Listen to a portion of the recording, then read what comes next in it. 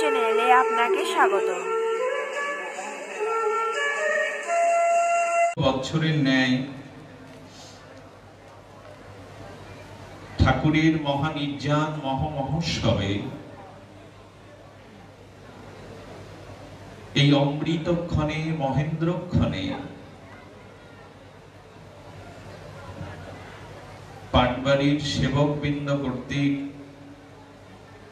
আজকের এই মহামাঙ্গলিক পরম ভাগবতীয় গন্ধাদি উৎসব মাঙ্গলিক শ্রী পর্বে ঠাকুরের তিরোভাব ভাদ্রী কৃষ্ণা চতুর্দশী অনন্ত চতুর্দশী সেই মহেন্দ্রক্ষণ আমাদের দুয়ারে অতি সন্নিকটে।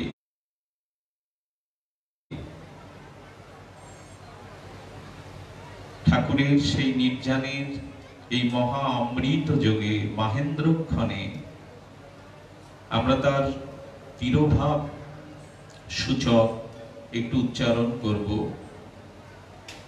জয় জয় প্রভু মোর ঠাকুর হরিদাস, যে করিলা হরিনামের মহিমা প্রকাশ।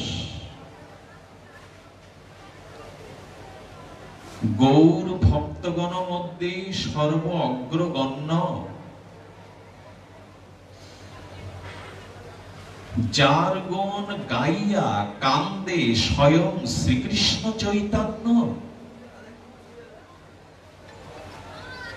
যার গুণমহিমা কীর্তন করতে গিয়ে স্বয়ং রাধা মাধব মিলিত তনু মহাপ্রভু কাঁদছেন। স্বয়ং ভগবান রাধা ভাবদ্যুতি সুবলিত তনু ঠাকুর হরিদাসের মহামহিমা গুণকীর্তন করতে করতে পঞ্চমুখে ঠাকুরের অশ্রুধার বইছে। কথা বলিস না, এখন বন্ধ করে দে। অদ্বৈত আচার্য প্রভুর প্রিয় প্রেম সীমা, অদ্বৈত গৌরানানিধির শান্তিপুর পুরন্দর ঠাকুরের প্রেমের সীমা দেহ না জানেন হরিদাসের মহামহিমা। অদ্বৈত প্রভু জানেন না হরিদাসের মহামহিমা, তার প্রেমের পরতত্ত্ব সীমা অদ্বৈত আচার্যও জানেন না।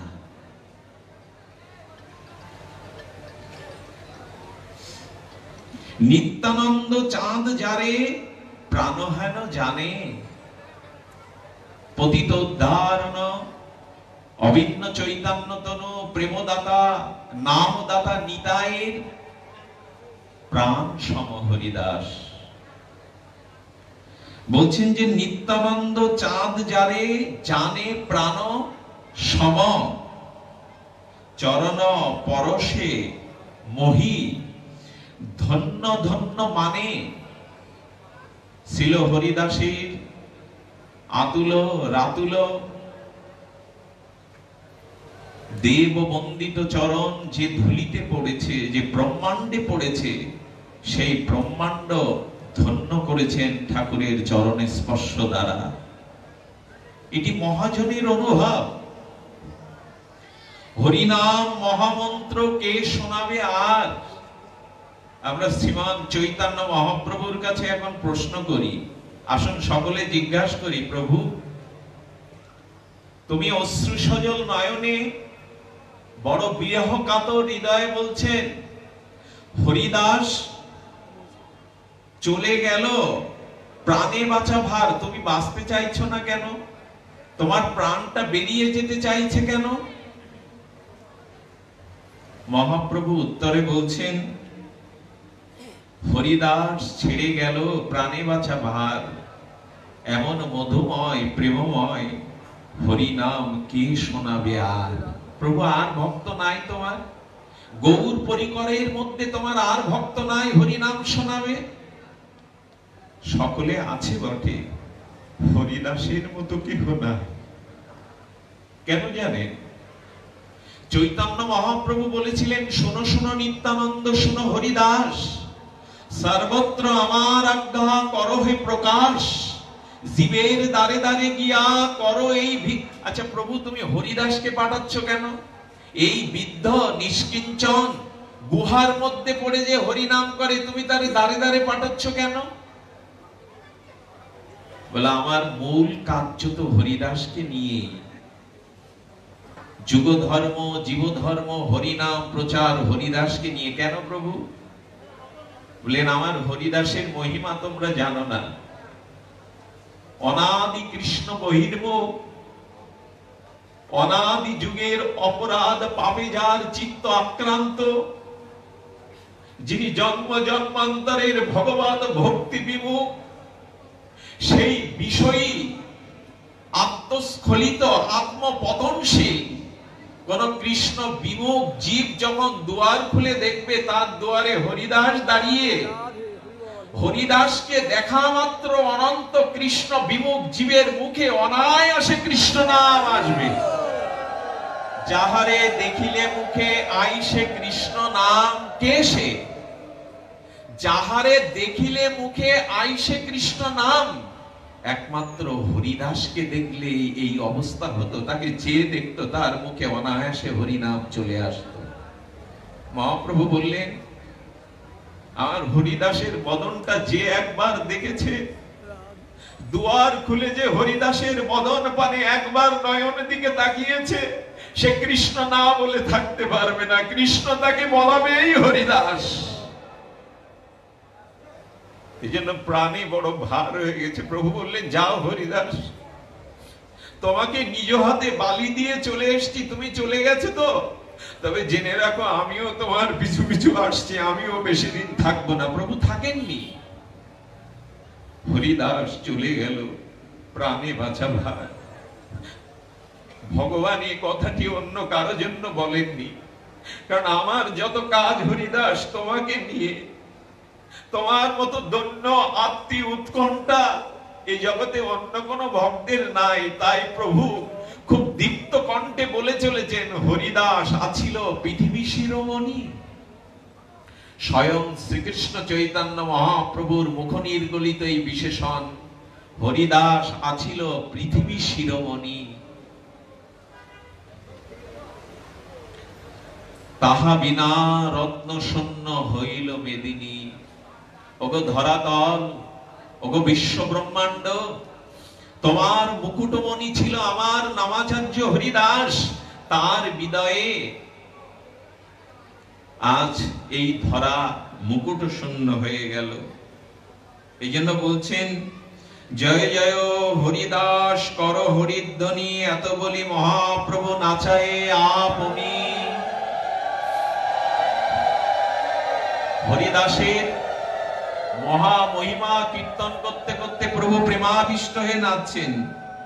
সবে গাও জয় জয় জয় হরিদাস, নামের মহিমা জগতে যে করিলা প্রকাশ। শুধু ভক্তগণ, নামাচার্য হরিদাসের মধ্যে যেটা ছিল সেটা মহাপ্রভু অনুভব করে বলছেন আমার মধ্যেও নাই। স্বয়ং অখণ্ড পরতত্ত্ব ভগবান শ্রীকৃষ্ণ যিনি, তার উপরে রাধা রানীর ভাবকান্ত মিলিত হয়ে যিনি রসরাজ মহাভাব মিলিত চৈতন্য তনু নিয়ে আসলেন, সেই মহাপ্রভু বলছেন হরিদাস তোমার মধ্যে যে যেটা আছে, যে মহামহিমা আমার মধ্যে নাই। এই জন্য আজকের দিনটা কি দিন জানেন? আজকের দিনটা হরিদাসের ইচ্ছা পূরণের দিন না, আজ স্বয়ং মহাপ্রভুর ইচ্ছা পূরণের দিন। স্বয়ং ভগবান পরতত্ত্ব শ্রীকৃষ্ণ চৈতন্য মহাপ্রভু রসরাজ মহাভাব সর্ব অবতার ও শিরোমণি, আজ তার ইচ্ছা পূরণের দিন। বারবার বলা হচ্ছে আজকের সেই দিন ভক্ত বাঞ্ছা পূরণের দিন, মহাপ্রভুর ইচ্ছা পূরণের দিন। আচ্ছা বাবা, আমি তো একটু দুর্বল হয়ে যাই, ঠাকুরের কথা এই ধামে এসে বলতে গেলে একটু দুর্বল, ক্ষমা করবেন আমার আবেগকে। হরিদাসের তনু প্রভু কোলেতে উঠাইয়া নির্জানে ঠাকুর হরিদাস যখন মহাপ্রভুকে তার চরণ রাতুলকে বুকে বক্ষে ধারণ করে তার নয়নে মদন দিয়ে কৃষ্ণ চৈতন্য নাম নিতে নিতে গেলেন। আচ্ছা, হরিদাসের তনু প্রভু লইল কোলেতে উঠাইয়া। প্রভু, মরা শরীরকে কোলে নিচ্ছ কেন তুমি? যার নিথর মরা শরীর তাকে কেউ কোলে নেয়? মহাপ্রভু জগৎকে সিদ্ধান্ত জানাচ্ছেন, আমার হরিদাসের দেহ জড় দেহ নয়, আমার হরিদাসের দেহ প্রেম তনু, চিন্ময় তনু। হরিদাসের শরীর জড় রক্ত মাংসের নয়, এই সিদ্ধান্ত জগতে প্রকাশ করছেন মহাপ্রভু। হরিদাসের তনুকে কোলে উঠে শুধু তাই কি, চুম্বন করছেন, আদর করছেন, বুকে জড়িয়ে ধরে বারবার বলছেন, আমার হরিদাসকে আমি কারো কাছে দেব না, আমার হরিদাসকে আমি কারো কাছে দেব না। প্রভু প্রেমাবিষ্ট হইয়া প্রভু নর্তন কীর্তন করছেন প্রেমে। কেন প্রভু? মরা শরীরটাকে ছুলে তো স্নান করতে হয়, মরা শরীরটা তো রক্ত মাংসের। প্রভু বললেন, না, আমার হরিদাসের প্রেম তনু, চিন্ময় তনু। এই সিদ্ধান্ত জগতে জানালেন। যারা ভগবানের চরণাশ্রিত নিষ্কিঞ্চন ভজনানন্দী বৈষ্ণব শুদ্ধ ভক্ত, এদের দেহটা ভগবান জড় রাখে না, এদের দেহটা চিন্ময় হয়ে যায়। এবং হরিদাসেরকে কোলে নিয়ে প্রভু জগতে তার চিন্ময় তত্ত্বকে শুধু প্রকাশ করলেন না, সমুদ্র বক্ষে হরিদাসের চরণ পাদদাগ পান করতে বললেন। কৃষ্ণ ভক্তি চাও তোমরা? তোমরা কৃষ্ণ ভক্তি, রাধা প্রীতি, ব্রজ প্রীতি চাও? হরিদাসের চরণ ধোয়া পাদদাগ পান করো, অচিরেই কৃষ্ণ ভক্তি হবে। কার সম্পর্কে কথা বলা যায়? কার দেহ নিয়ে স্বয়ং প্রেমাবতার শ্রীকৃষ্ণ চৈতন্য প্রেমাবিষ্ট হয়ে অশ্রুপঙ্ক কলপ অষ্টসাত্ত্বিক বিকারে বারবার জড়িয়ে ধরেন দেহটা? সে দেহ কি জড়? জড় নয়। হরিদাসের শরীর চিন্ময়, অপ্রাকৃত। এই জন্য আজ বাসনা পূরণের দিন, আজ ত্রিকাল সত্য মহালীলার বাসনা পূরণের দিন। হরিদাসের চিন্ময় তনু যে যে স্থানে থেকেছেন, আমার কি মনে হয় জানেন? আমরা যারা এখানে এসেছেন একটু কৃপা করে মাধবীতলায় যাবেন। যাওয়ার আগে, একটু আগে আমি এসে কে যেন একটা দিব্য আকর্ষণে ওইখানে টেনে নিয়ে গেল। আপনারা বিশ্বাস করবেন কিনা জানি না, লক্ষ্যহীরা এবং ঠাকুর হরিদাস যে স্থানে বসে নাম করেছেন, আজও কোন যদি মরমী ভক্ত শ্রদ্ধার চিত্তে একটু উৎকণ্ঠার দ্বারা কান পাতেন, ওখানে হরিনাম আজও শুনতে পাবেন। ঠাকুরের কণ্ঠে এখনো হরিনাম ওখানে বিনিন্দিত হচ্ছে, নন্দিত হচ্ছে, অনুরণন হচ্ছে। যতদিন কলিযুগ থাকবে, কলিযুগের শেষ দিন পর্যন্ত এইখান থেকে শতা উদ্গীরণ হবে ঠাকুরের নাম। সিদ্ধ গৌর কিশোর দাস বাবাজি নামনিষ্ঠ মহাপুরুষ। একেবারে বন্ধ রাখ না, এটা নামনিষ্ঠ মহাপুরুষ। ভক্তরা প্রণাম করতে আসেন, আর সেই প্রণামের কারণে বাবার ভজন নিষ্ঠা ব্যাহত হচ্ছে। লোক সম্মান করবে, প্রণাম করবে লাইন দিয়ে, এটা তো চায় না গৌরীয় বৈষ্ণব। এই নামনিষ্ঠ মহাপুরুষ এক সেবককে বললেন, ওই জঙ্গলের মধ্যে আমার জন্য একটা জায়গা দেখতো। বলছে, বাবা একটা পুরনো ভাঙাচোরা ল্যাট্রিন পড়ে আছে, আগে ওটা বাহ্যক্রিয়া করতো, এখন কেউ করে না, 5-7 বছর ওটা বন্ধ হয়ে গেছে, ইট কাঠ ভেঙে পড়েছে। বলে একটু ঝাড়ু দিয়ে দে না, ওইখানে বসে বসে জঙ্গলের মধ্যে একটু নাম করি। এরা তো সম্মানের কাঙাল না। ওইখানে বসে বসে কিছুদিন নাম করেছিলেন সিদ্ধ গৌর কিশোর দাস বাবাজি নামনিষ্ঠ মহারাজ। উনি অপ্রকাট হওয়ার পরে ওনার এক আশ্রিত শিষ্য ওই জায়গাটা প্রণাম করতে গেছে। বলে, বাবা নাম করতো, আমি একটু দেখি না, এইখানে একটু নাম করে। ওইখানে যেই বসে নাম উচ্চারণ করবেন, দেখেন 4-5 দিক দিয়ে নামের ধ্বনি আসছে। বলি, এইখানে তো কেউ নাই, কে নাম করে? 4-5 দিক থেকে নামের দিব্য ধ্বনি কেন আমার কর্ণে আসছে? উঠে দেখলেন ওখানে কেউ নাই। আবার নামে বসলে আবার নাম ধ্বনিত হচ্ছে। উনি অন্তর্দৃষ্টি দিয়ে একটু বিচার দিয়ে লক্ষ্য করলেন, সিদ্ধ বাবা বসে বসে নাম করেছিলেন বিদায় ওইখানে ইটগুলো, পাথরগুলো, লোহাগুলো চিন্ময় হয়ে তারা সপ্রকাশ হরিনাম জপ করে চলেছে, ওইখানেই জপ করে চলেছে। স্থানটাকে প্রণাম করে চোখের জলে ধুলিগুলো মেখে বললেন, নামের এমন মহিমা, জড় ইট কাঠ পাথরও স্বাভাবিক হরিনাম, দিব্য হরিনাম জপ করে চলেছে। আর হরিদাস কোথায়? এখনো কোন মরমী ভক্ত যদি কান পাতেন হৃদয় দিয়ে, আজকের এই আকাশে বাতাসে মাধবীতলার লীলা সাক্ষী লীলাস্থলিতে হরিনাম, তবে সেরূপ উৎকণ্ঠা চাইতো, ব্যাকুলতা নাই তো আমাদের?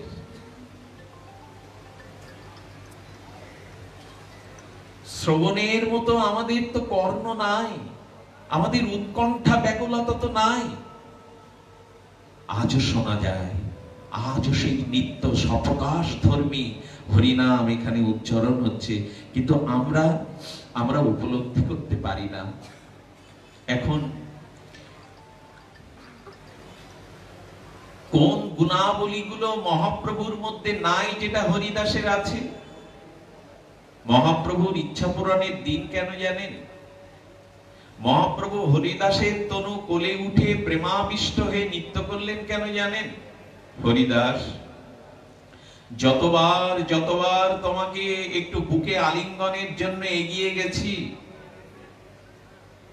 ততবার তুমি পিছিয়ে গেছো স্বাভাবিক দৈন্য। গৌরী বৈষ্ণবের এই দৈন্যই তো ভূষণ।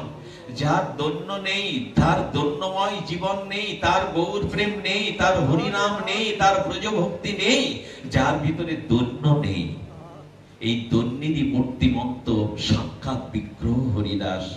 এই জন্য প্রভু যতবার হরিদাসকে আলিঙ্গন করতে যাবে, বুকে জড়িয়ে ধরতে যাবে প্রেমাবেশে ভক্তকে, ততবার হরিদাস পিছিয়ে যায়, হাত জোর করে বলে, পামরকে ছুঁয়ো না, এই হীন পামর অস্পৃশ্যকে ছুঁয়ো না প্রভু। আচ্ছা, এই কথা কপট করে বলছেন না। নামাচার্য হরিদাস ঠাকুর শত স্বাভাবিক ভাবে তার নিষ্কপট নিষ্কিঞ্চন হৃদয় থেকে তিনি বলছেন, ছুঁয়ো না। মহাপ্রভু তখন বলে বসলেন, প্রভু কহে তোমায় স্পর্শী পবিত্র হইতে, তোমারও পবিত্র গুণ নাহিত আমাতে। এ কি বললেন চৈতন্যদেব? ভগবান বলছে, তোমার পবিত্র গুণ আমাতে নাই, আমি তোমাকে আলিঙ্গন করতে যাই, আমি পবিত্র। প্রভু কহে তোমায় স্পর্শী পবিত্র হইতে, তোমার পবিত্র গুণ নাহিত আমাতে। প্রভু কথা একটু ভেবে চিনতে বলো, তুমি সাক্ষাৎ প্রেমতনু শ্রীকৃষ্ণ চৈতন্য রাধা মাধব মিলিত তনু, তোমার ভিতরে অপবিত্রতা থাকতে পারে? তোমার ভিতরে কি নেই যেটা হরিদাসের কাছে আছে? বললেন, হরিদাসের মতো দৈন্য আমারও নাই। চৈতন্যদেব বলছেন, তোমার ভিতরে যে দৈন্য, সেই দৈন্য আমারও নাই। কেন জানেন? নামাচার্য হরিদাস ঠাকুর ঘর বাঁধেনি। চৈতন্যদেবেরও সংসার লীলা ছিল, নবদ্বীপ লীলা ছিল, কিন্তু এই নিষ্কিঞ্চন দৈন্য পরায়ণ নামাচার্য হরিদাসের মূর্তি দেখুন, তিনি কোনোদিন ঘর বাঁধেননি। যে কারণে চৈতন্য মহাপ্রভু বললেন, তোমার ঘর নাই। হরিদাস, আমি পিতার স্নেহ পেয়েছি, সচিমার বাৎসল্য প্রেম পেয়েছি, পিতামাতার স্নেহ তুমি কোনোদিন পাওনি। তোমার ঘর নাই, আশ্রয় নাই। লজ্জা ঢাকার জন্য হরিদাস কি করতেন জানেন? শুধু লজ্জা নিবারণের জন্য একখণ্ড কাপড় দিয়ে নিজের শরীরটা আস্বাদন করতেন, গায়ে জীবনে আর কোনোদিন কিছু দেননি। পার্বতী বাবা সারাটা জীবন মহাপ্রভু জানতেন হরিদাস পুরী ধামে এসে কুটিরে থাকবে না, আমার গাম্ভীরায় আসবে না। এই জন্য মহাপ্রভু জগন্নাথের একটা বকুলের প্রসাদী দন্তকাষ্ঠ বালুর উপরে পুঁতে দিয়েছিলেন। সেই বালু থেকে বকুলের দন্তকাষ্ঠটা একটা মহিরু হয়ে আজও কালের সাক্ষী, ভজনের সাক্ষী সিদ্ধ বকুল হয়ে আছে। কেন জানেন? ওগো বকুল, তুমি তোমার পল্লবিত ফুল ফলে প্রকাশিত হয়ে আমার হরিদাসকে আশ্রয় দিও। কত রোদ বৃষ্টি ঝড়ে সে ভজন করবে, সে ঘর নেবে না, গৃহে থাকবে না। এই বকুল তুমি তাকে আশ্রয় দিও।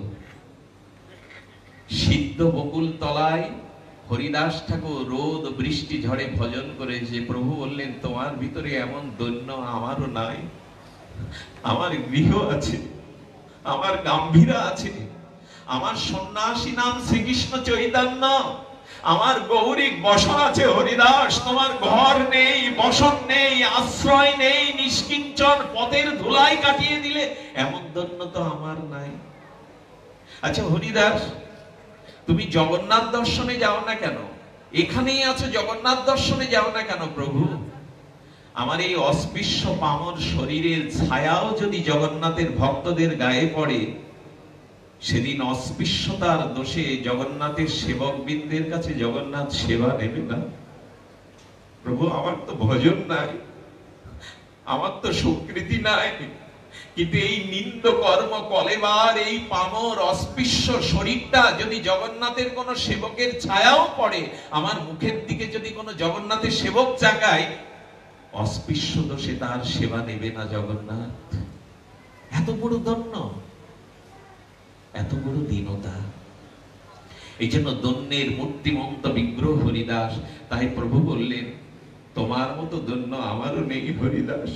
তোমায় স্পর্শী পবিত্র হইতে তোমার পবিত্র গুণ নাহি তো আমাতে। হরিদাস, তোমার মতো দন্য, তোমার মতো বিরহ উৎকণ্ঠা আমার নাই। এই জন্য আমি তোমাকে স্পর্শ করি পবিত্র হবার জন্য। ভক্তের কাছে চিরকাল ভগবান পরাজিত।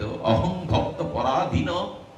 ভগবান ভক্তের কাছে চিরকাল পরাজিত। এই জন্য বলছেন, তোমায় স্পর্শী পবিত্র হইতে তোমার পবিত্র গুণ। এই কথাটার কত বড় গভীরতা। প্রভু বলছেন, তোমার পবিত্র গুণ তো আমাদের নাই, কারণ তোমার মতো দন্য আর কারো মধ্যে নাই। আমি শ্রীকৃষ্ণ চৈতন্য রূপে জগতে খ্যাত, আমার পাণ্ডিত্য, আমার সন্ন্যাস ধর্ম দিক বিদিক বিজয়কৃত, বিজয় ধ্বনি ওঠে শ্রীকৃষ্ণ চৈতন্য। হরিদাস, তুমি কোনো অভিমান রাখনি। হরিদাসের এই দন্য, এটা আমাদের অনুকরণীয়, আমাদের আদর্শ। এই মূর্তিমন্ত দন্য যদি না থাকে, আরতি যদি না থাকে, উৎকণ্ঠা যদি না থাকে, তাহলে ভজন হবে। এই যে তঞ্চতৎ প্রভু, হরিদাসও যেমন তার প্রভু তেমন। আপনাদের ছোট একটা কথা বলি, সেই কথাটি হলো, বুকে যদি আগুন না লাগে গৌর ভজন হবে না, কৃষ্ণ ভজন হবে না।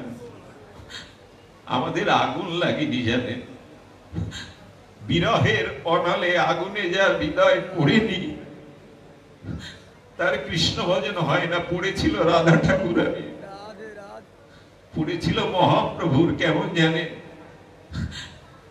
গম্ভীরা ভেতরে রাত্রি নিদ্রা নাহিল। শ্রীকৃষ্ণ চৈতন্য ভগবান গম্ভীর গাম্ভীরার মধ্যে ঘুমাচ্ছেন না। স্বরূপ দামোদর গীত গোবিন্দ স্বরালাপ করছেন, রামানন্দ রায় তাকে ভাগবতের শ্লোক শোনাচ্ছেন, গোবিন্দ দাস চরণের কাছে বসেছেন, রাত্র তখন দ্বীপ্রহর। এই দেখুন হরিদাসের প্রভু যিনি, তার কি বিরহ, তার বুকটা কিভাবে জ্বলছে কৃষ্ণ বিরহে, রাধা বিরহে।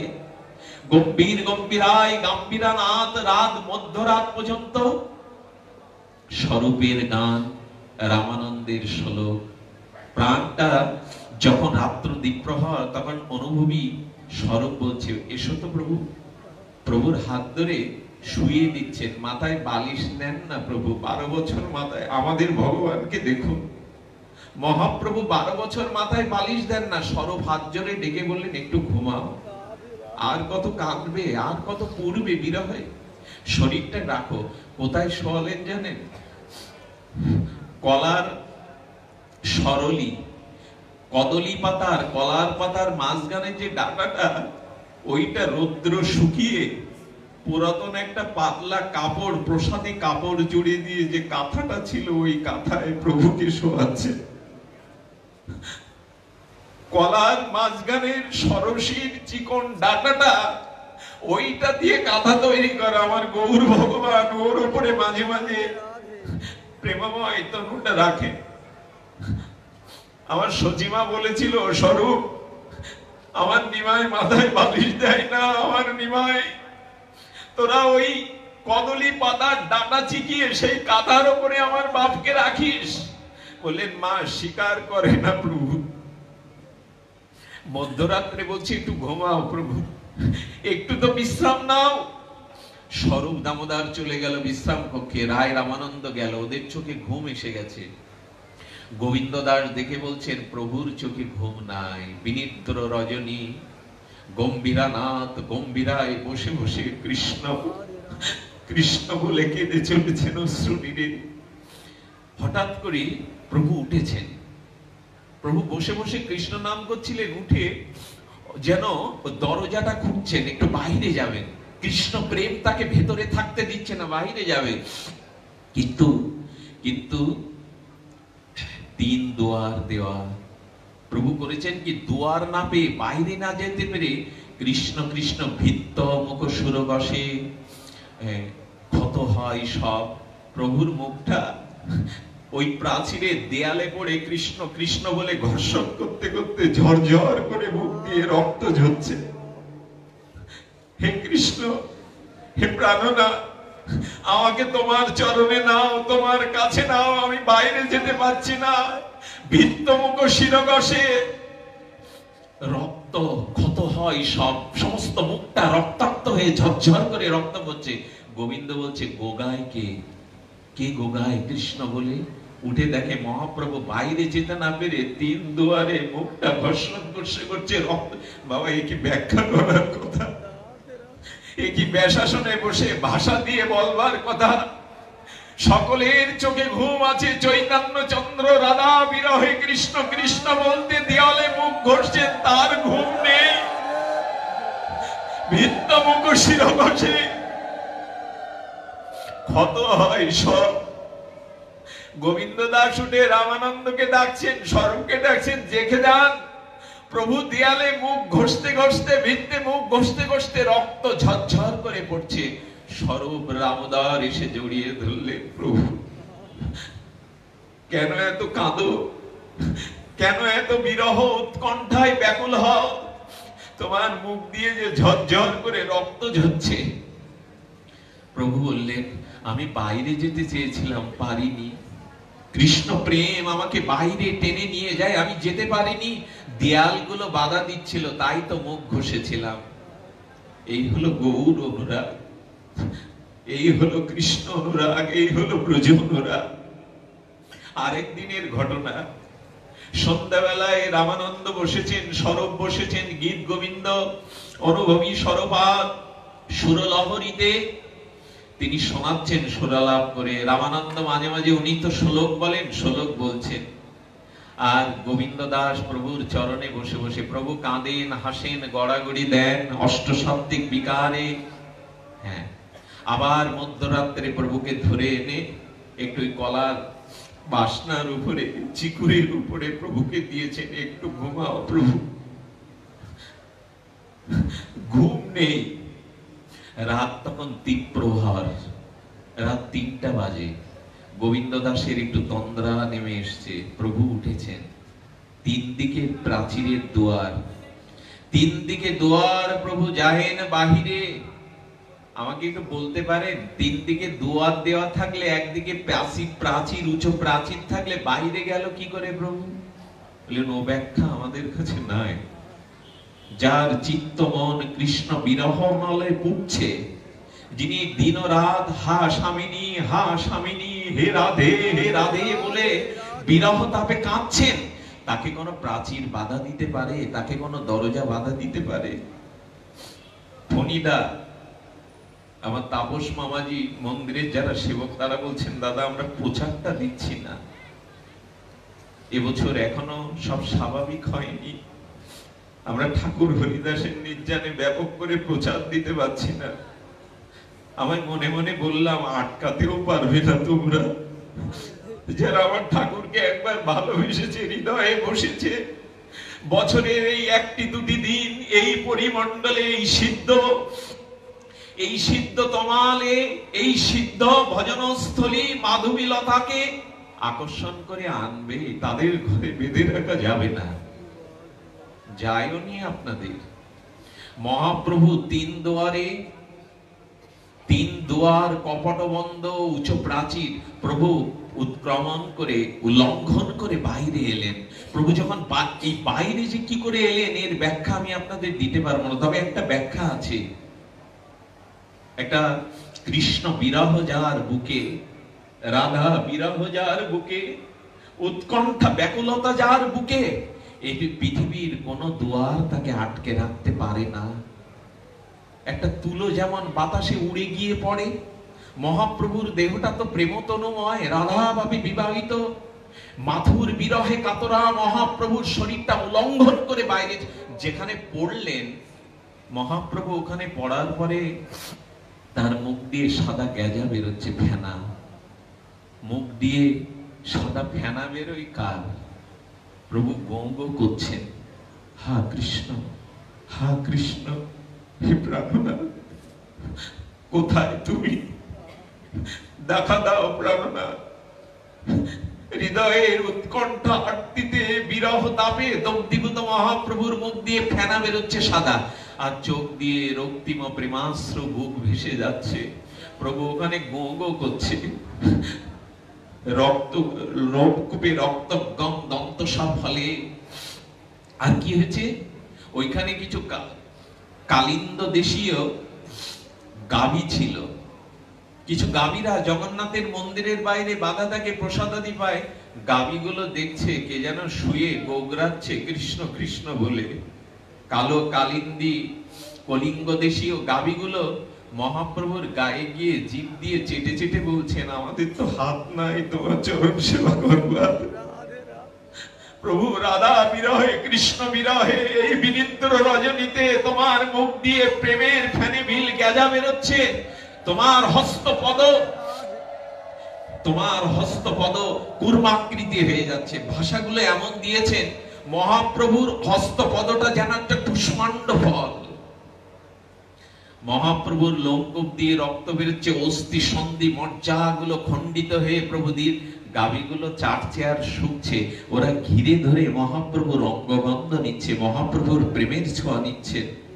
গাভীর হলো না শুধু আমার। অবলা সরলা গাভীগুলো তাদের জিহ্বার উল্টো দিক দিয়ে মহাপ্রভুর চরণকে তারা লেহন করে করে বলছে, প্রভু গোজন্ম পেয়েছি, গাভী জন্ম পেয়েছি, হাত তো পাইনি তোমার চরণ সেবা করবার। জিহ্বার বিপরীত কমল দিক দিয়ে মহাপ্রভুর চরণ দিয়ে অঙ্গ গন্ধ শুকছে, প্রভুর গন্ধ শুকছে গাভীগুলো। এদিকে তার হস্তপদ, এই হস্তপদ সমুদ্রের দুটি ধর্ম আছে, আকর্ষণ বিকর্ষণ। রাধা প্রেমটা যখন মহাপ্রভুর ভেতরে আসছে, তখন পা গুলো উরুর কাছে ভেতরে ঢুকে যাচ্ছে, ওই কচ্ছপের মতো যেমন ভেতরে ইন্দ্রগুলো নিয়ে যায়। আবার যখন কৃষ্ণ প্রেম বিরহ অনল প্রজ্বলিত হমানল শিকার নেয় বাইরে বেরিয়ে আসছে, তখন প্রভুর অস্থি মজ্জা হাড়গুলো গলে প্রভু বহু লম্বা হয়ে যাচ্ছেন। শোনা যায় কখনো, এ কি কোন ইতিহাসে, কোন ভাগবত পাতায় এমন করে লিখেছে কৃষ্ণ বিরহ কাতরা মহাপ্রভুর অস্থি সন্ধি মজ্জা বিগলিত হয়ে লম্বা হয়ে যাচ্ছেন। কখনো কখনো হস্ত পদগুলো ভেতরে প্রবেশ করে কুষ্মাণ্ড ফলের মতো পড়ে গোগরাচ্ছেন ওখানে। গোবিন্দ দাস উঠে বলছে, প্রভু নাই। প্রভু কোথায়? এই তো ছিল, কৃষ্ণ কৃষ্ণ বলছিল, প্রভু কোথায়? স্বরূপ দামোদর, রামানন্দ রায় চলে আসুন, প্রভু আর গম্ভীরায় নাই। কারণ ওদের মনের মধ্যে একটা আশঙ্কা ছিল। আশঙ্কাটা হলো, প্রভু তর্জামা পেয়েছেন, আমাদের অদ্বৈত প্রভুর তর্জামা পেয়েছেন। বাউলকে কইও কইয়াছে আউল, বাউলকে কইও হাটে নাবিকায় চাউল। এই তজ্জা পাওয়ার পর ওরা জানতেন মহাপ্রভু হয়তো অপরকাটেই যাবেন। ঠিক সেই মুহূর্তে স্বরূপ দামোদর একটা প্রদীপ জ্বালিয়েছেন, জ্বালিয়ে গম্ভীরার কোণে কোণে খুঁজছেন, কোথা গৌর হরি, কোথা গৌর হরি। ওরে গোবিন্দ, একবার দেখে রাখতে পারিসনি আমাদের প্রাণনাথকে? কোথায় গেল, কোথায় খুঁজবো? ওরা ভয়ে শঙ্কিত হয়ে গেছে। প্রভু অপ্রকট হয়ে গেল না তো? প্রভু নিত্য লীলাতে প্রবেশ করলো না তো? ভয়ে শঙ্কিত কম্পিত হৃদয়ে প্রজ্বলিত আলো জেলে বাইরে ঘুরছে তারা। উৎকণ্ঠিত হয়ে ঘুরতে ঘুরতে দেখে ওখানে কে যেন পড়ে আছে। গাভীগুলো গা শুকছে, গা চাচ্ছে। ওইখানে গিয়ে দেখছেন আমাদের প্রাণের ঠাকুর ধুলায় পড়ে গো গো করছেন, মুখে তার ফিনিবিল গেজা। এ দৃশ্য কখনো বিশ্ব দেখেনি। এমন রাধা বিরহ, এমন কৃষ্ণ বিরহ, এমন প্রেমের আড্ডে জগতে আর কেউ দেখিনি, আর কারো পক্ষে সম্ভব নয়। এই আগুনটা ভেতরে জ্বালা দরকার, এই তাপটা ভেতরে আসা দরকার। শুধু হরিনাম করলেই কি হয়? শুধু ভজন করলেই কি হয়? ভজনে যদি বিরহ না থাকে, উৎকণ্ঠা না থাকে, ব্যাকুলতা না থাকে। এই হলো স্বরূপ দামোদর। গিয়ে দেখছেন কে যেন পড়ে আছে। দেখছেন নিথর দেহটা হস্তপদ ভেতরে প্রবেশ করে কুর্মাণ্ড ফলের ন্যায় পড়ে আছে। মুখ দিয়ে যেটুকু আছে সাদা ফেনা গেজা বেরোচ্ছে। এই প্রেমাসিক্ত মহাপ্রভুকে দেখে আছাড় খেয়ে পড়লেন। স্বরূপ দামোদর নাম দিতে লাগলেন। স্বরূপ দামোদর কানে হরে কৃষ্ণ মহামন্ত্র দিতে দিতে দিতে দিতে দিতে দিতে আর আর সঙ্গে সঙ্গে দিতে দিতে মহাপ্রভু উঠে বসে বললেন, স্বরূপ আমাকে কেন ডাকলে? আমি তো ব্রজের বৃন্দাবনে রাধা মাধবের প্রেম নিকুঞ্জে ওখানে গিয়েছিলাম, রাধা মাধবের প্রেম দর্শন লীলা কথা। তোমরা আমাকে ডেকে কোলাহল করে কেন ফিরিয়ে আনলে? যার প্রভুর এই বেদনা, এই বিরহ বিনিদ্র রজনী, সে যে রহিল প্রভুর দ্বাদশ বৎসর, কৃষ্ণের বিরহ স্ফূর্তি হয় নিরন্তর। লোমকূপে রক্তগম দন্ত সব হলে, কবু অঙ্গ ক্ষীণ হয়, কবু অঙ্গ ফুলে।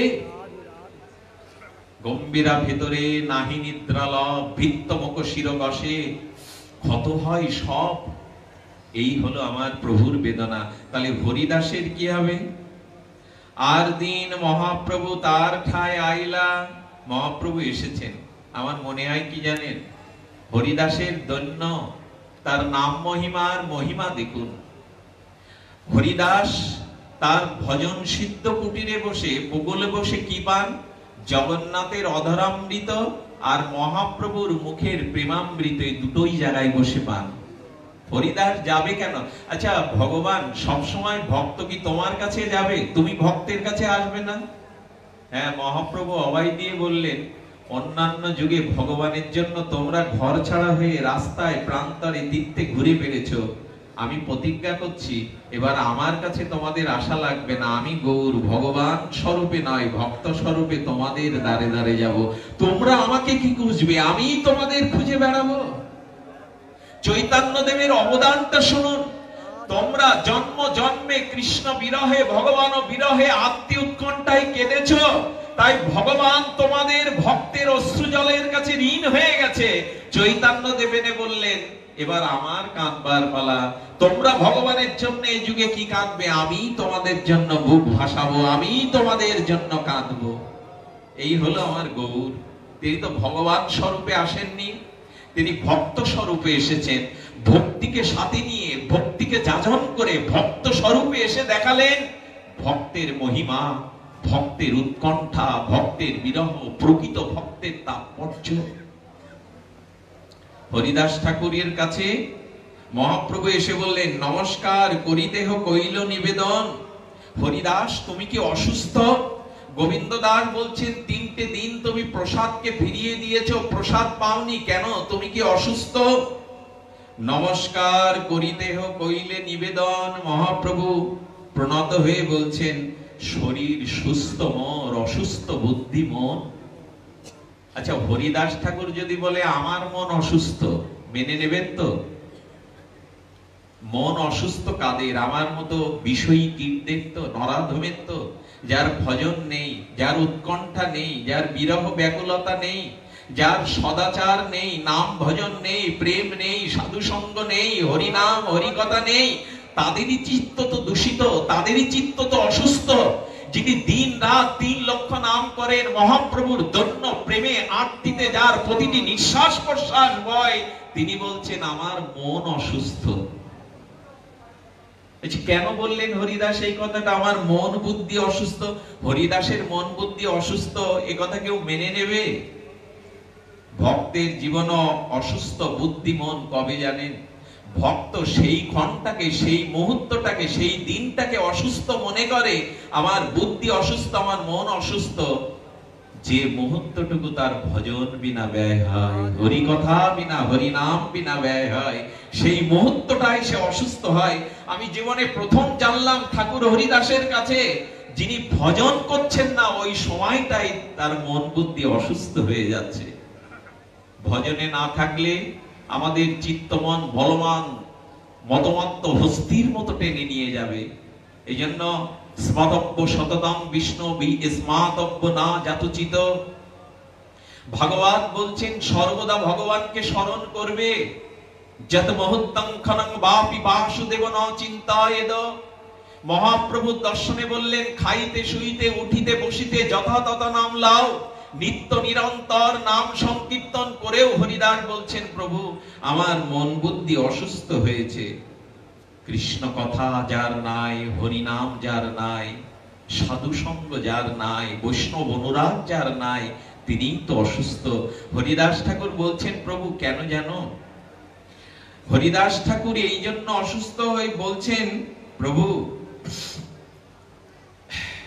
আমি আগের মতো আর হরি নামের মতো দেহে বল পাচ্ছি না, মনে বল পাচ্ছি না, তাই আমি অসুস্থ।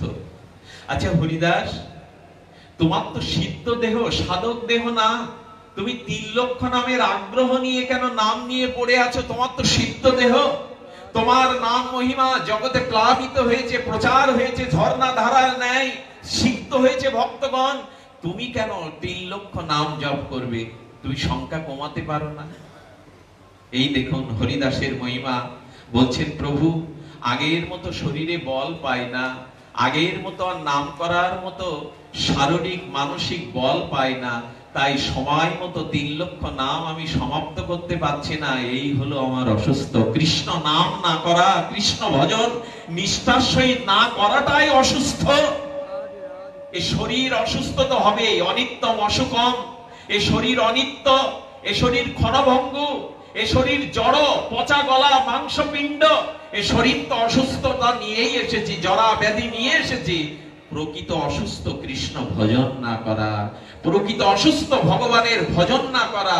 এই জন্য হরিদাস বললেন এ অমৃত পরবান যাহা সম নাই আন, চিত্ত করি সুদৃঢ় বিশ্বাস, বিশ্বাস করে নামকে ধরো। বললেন নামামৃত বিনে যদি খায় অন্ন পানে, তবু ভক্তের দুর্বল জীবন।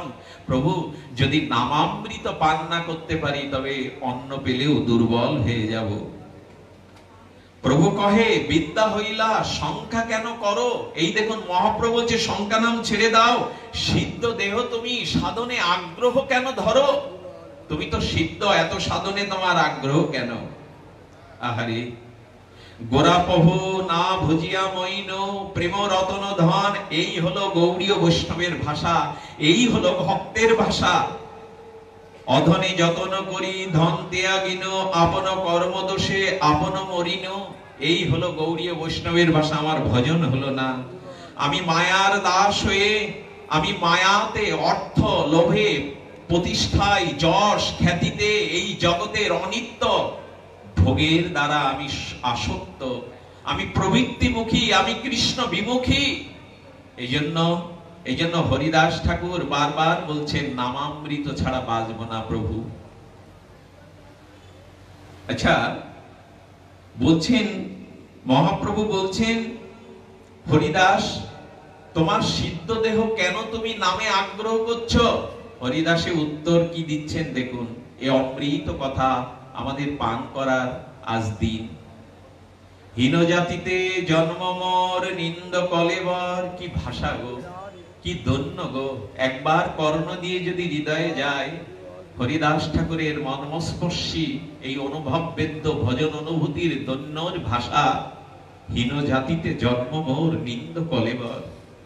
প্রভু আমি হীন জাতিতে জন্মেছি, আমার দেহটা কাউকে দেখাবার মতো না, নিন্দ কলেবার। তাই তো জঙ্গলে জঙ্গলে গুহার মধ্যে পড়ে হরিনাম করি, এই মুখ কাউকে দেখাই না আমি।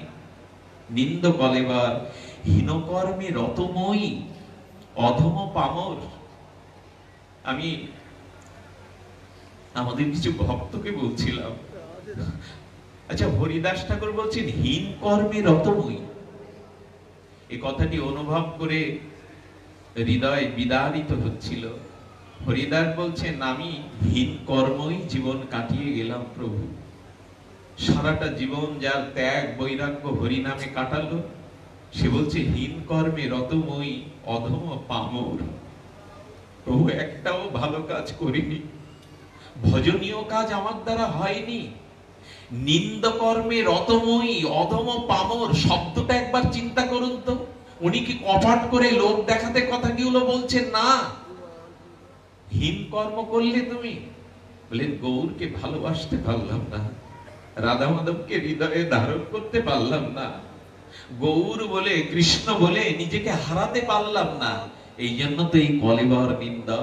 দুর্লভ মনুষ্য জন্ম পেয়ে যাদের হরি ভজন হলো না, নাম ভজন হলো না, গৌর ভজন হলো না, সত্যি তাদের এই দেহ কলেবরটা নিন্দ। কি হবে বাবা? এই রক্ত মাংসের পিণ্ড অবেদ্য পূর্ণ কীর্মি জাল সংকলে স্বভাব দুর্গন্ধি বিনিন্দিতান্তরে। এই তো শরীর, নবদ্বার দিয়ে যা দুর্গন্ধ বেরোয়, জরা ব্যাধিযুক্ত দেহ। কোন রাজপুত্র মারা গেলে সেই যুবরাজকে যদি স্বর্ণ পেটিকার মধ্যে সুগন্ধি ফুল দ্বারা আবৃত করে রাখেন, 15 দিন পর সেই ঢাকনাটা খুলে দেখবেন ওখানে কিলবিল করছে পোকা। যুবরাজ হলেও, যুবক হলেও, ফুল সুগন্ধ দিয়ে আবৃত করলেও দেহটা তো পোকা। আর কত! হরিদাস ঠাকুর যেন আমাদের আঙুলটা চোখে দিয়ে দেখালেন, এত নাম করেছেন, ধন্যময় জীবন, গৌরময় তার জীবন, ত্যাগ বৈরাগ্য উৎকণ্ঠ যার জীবন। তিনি বলছেন নিন্দ কলেবর, আমারে দেহ নিন্দ, কারণ আমি ভজন করতে পারলাম না। আহা কি ভাষা, কি আরতি! হীনকর্মে রতময়ী, অধম পামর, অস্পৃশ্য অদৃশ্য মোরে অঙ্গীকার কইলা। প্রভু ড্রেনের ফেলে দেওয়া দূষিত বস্তুকেও ঘরে তোলে।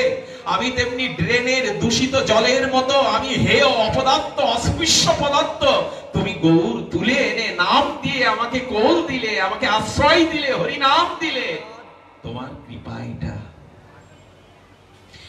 অস্পৃশ্য অদৃশ্য মোরে অঙ্গীকার কইলা, এই তো গৌর, এই তো গৌর ধর্ম।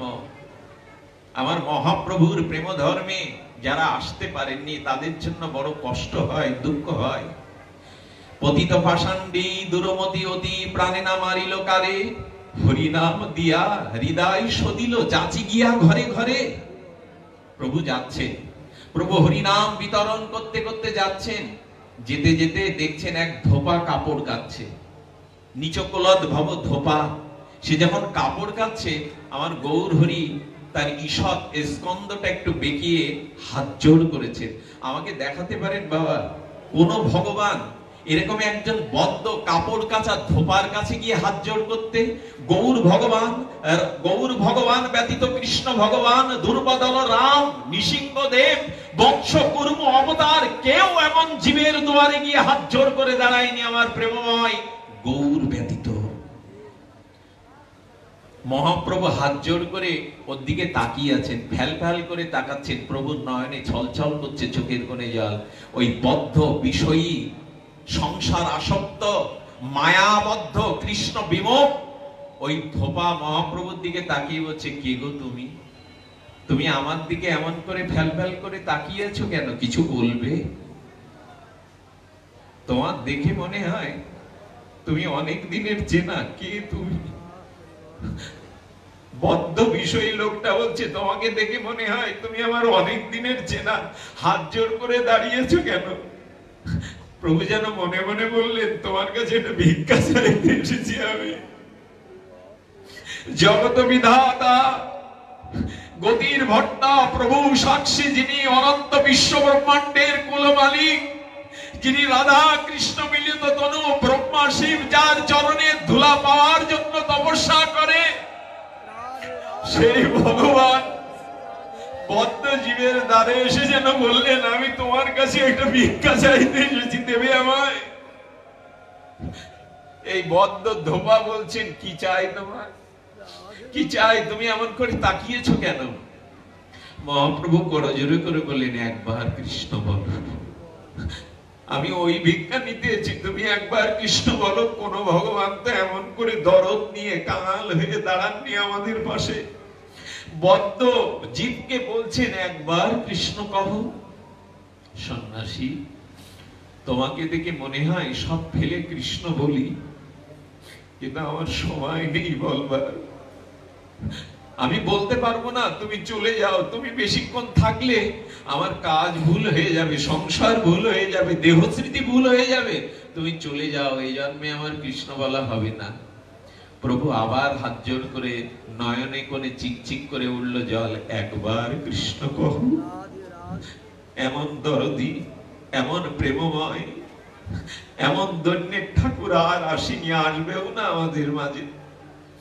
সন্ন্যাসীকে তখন বলছেন, আমি এই কাজটা না করলে, কাপড় না করলে আমার ছেলে মেয়ে আজ উপোস করে থাকবে, হাড়িতে চাউল যাবে না, অভুক্ত অবস্থায় সংসার থাকবে। মহাপ্রভু বলছেন, ও এই কাপড়গুলি না কাচলে, কাজ কর্ম না করলে তোমার গৃহে আজ মুখে অন্ন জুটবে না, সন্তানাদি স্ত্রী পুত্র। আচ্ছা তুমি এক কাজ করো, তুমি কাপড়গুলো আমায় দাও, আমি কেচে দিচ্ছি, বিনিময়ে তুমি কৃষ্ণ বলো। বাবা আমাকে দেখান না, আপনারা তো গৌড়ীয় বৈষ্ণব, আপনাদের চরণের একটা ধুলি হওয়ার যোগ্যতা এই মহাদিশ আবাজনের নাই। আপনারা আমাকে বলতে পারেন কোন যুগে, কোন অবতারে, কোন করুণা ঘন ভগবান এমন কাল হয়ে, এমন দরদি হয়ে, এমন প্রেমের ঠাকুরে দাঁড়িয়েছে, আমি তোমার কাপড় কেচে দিচ্ছি, বিনিময়ে তুমি কৃষ্ণ বলো। এমন লোককে তো আমি জীবনে দেখিনি আমার হাতের কাজ কেড়ে নিয়ে কৃষ্ণ বলাবে। আচ্ছা তাতে যদি তুমি সুখী হও, নাও কাপড়গুলো নাও। মহাপ্রভু কাঁদছেন আর বলছেন, এবার কৃষ্ণ বলো। লোকটি দুভাও প্রসারিত করে মহাপ্রভুর প্রেমধন্য হয়ে কৃপা সঞ্চিত হয়ে যখন কৃষ্ণ বললেন, যখনই কৃষ্ণ বললেন অষ্টশাব্দিক প্রেম বিকারে কখনো হাসেন হাসতি রৌদতি, ধুলিতে গড়াগড়ি যান, কৃষ্ণ কৃষ্ণ বলে চোখ দিয়ে দরদর করে প্রেমাশ্রু বইছে। গ্রামের লোক বললে, এই লোকটা তো কিছুক্ষণ আগে ভালো ছিল, একে পাগল করলো কে, একে উন্মাদ করলো কে, হাসে কাঁয় নাচে গাদে গড়াগড়ি দেয়, একে পাগল করলো কে? এই ভাই তুমি কাঁদছো কেন? কৃষ্ণ যেই ওকে স্পর্শ করে বিদ্যুৎ স্পষ্টের মতো সেও কৃষ্ণ বলে কাঁদতে শুরু করে। তার স্ত্রীকে গিয়ে কেউ বলছে, ওগো তোমাদের লোকটা পাগল হয়ে গেছে, তোমাদের লোকটা ধুলায় গড়াচ্ছে, কৃষ্ণ কৃষ্ণ বলছে, দেখে আসবে। দেখো স্ত্রী ছুটতে ছুটতে এসে বলছে, কি হয়েছে তোমার? তুমি কাঁদছো কেন, হাসছো কেন, গড়াগড়ি যাচ্ছ কেন, কি হয়েছে তোমার? বলো আমাকে। যেই স্পর্শ করেছে মহাপ্রভুর নাম প্রেম, তাকেও আক্রান্ত করে কৃষ্ণ পুরো গ্রামটায় কৃষ্ণ বলাচ্ছে। প্রভু একটু মৃদু আনন্দে হেসে তার অবিষ্ট পথে চললেন, প্রচারের পথে। এই ভগবান আমাদের গৌর, সেই গৌরের পরম শিরোমণি স্বরূপ। হরিদাস ঠাকুর বলছেন, রৌরব হইতে কারি বৈকুণ্ঠে চড়াইলা। প্রভু আমার জায়গা তো নরকে, এই না হলে ভজন, এই না হলে গৌড়ীয় বৈষ্ণব, এই না হলে বৈষ্ণব ধর্ম, এই না হলে গৌড়ীয়। উনি বলছেন, আমি তো রৌরবে নরকের কীট, আমি, তুমি আমাকে বৈকুণ্ঠে চড়ালে প্রভু।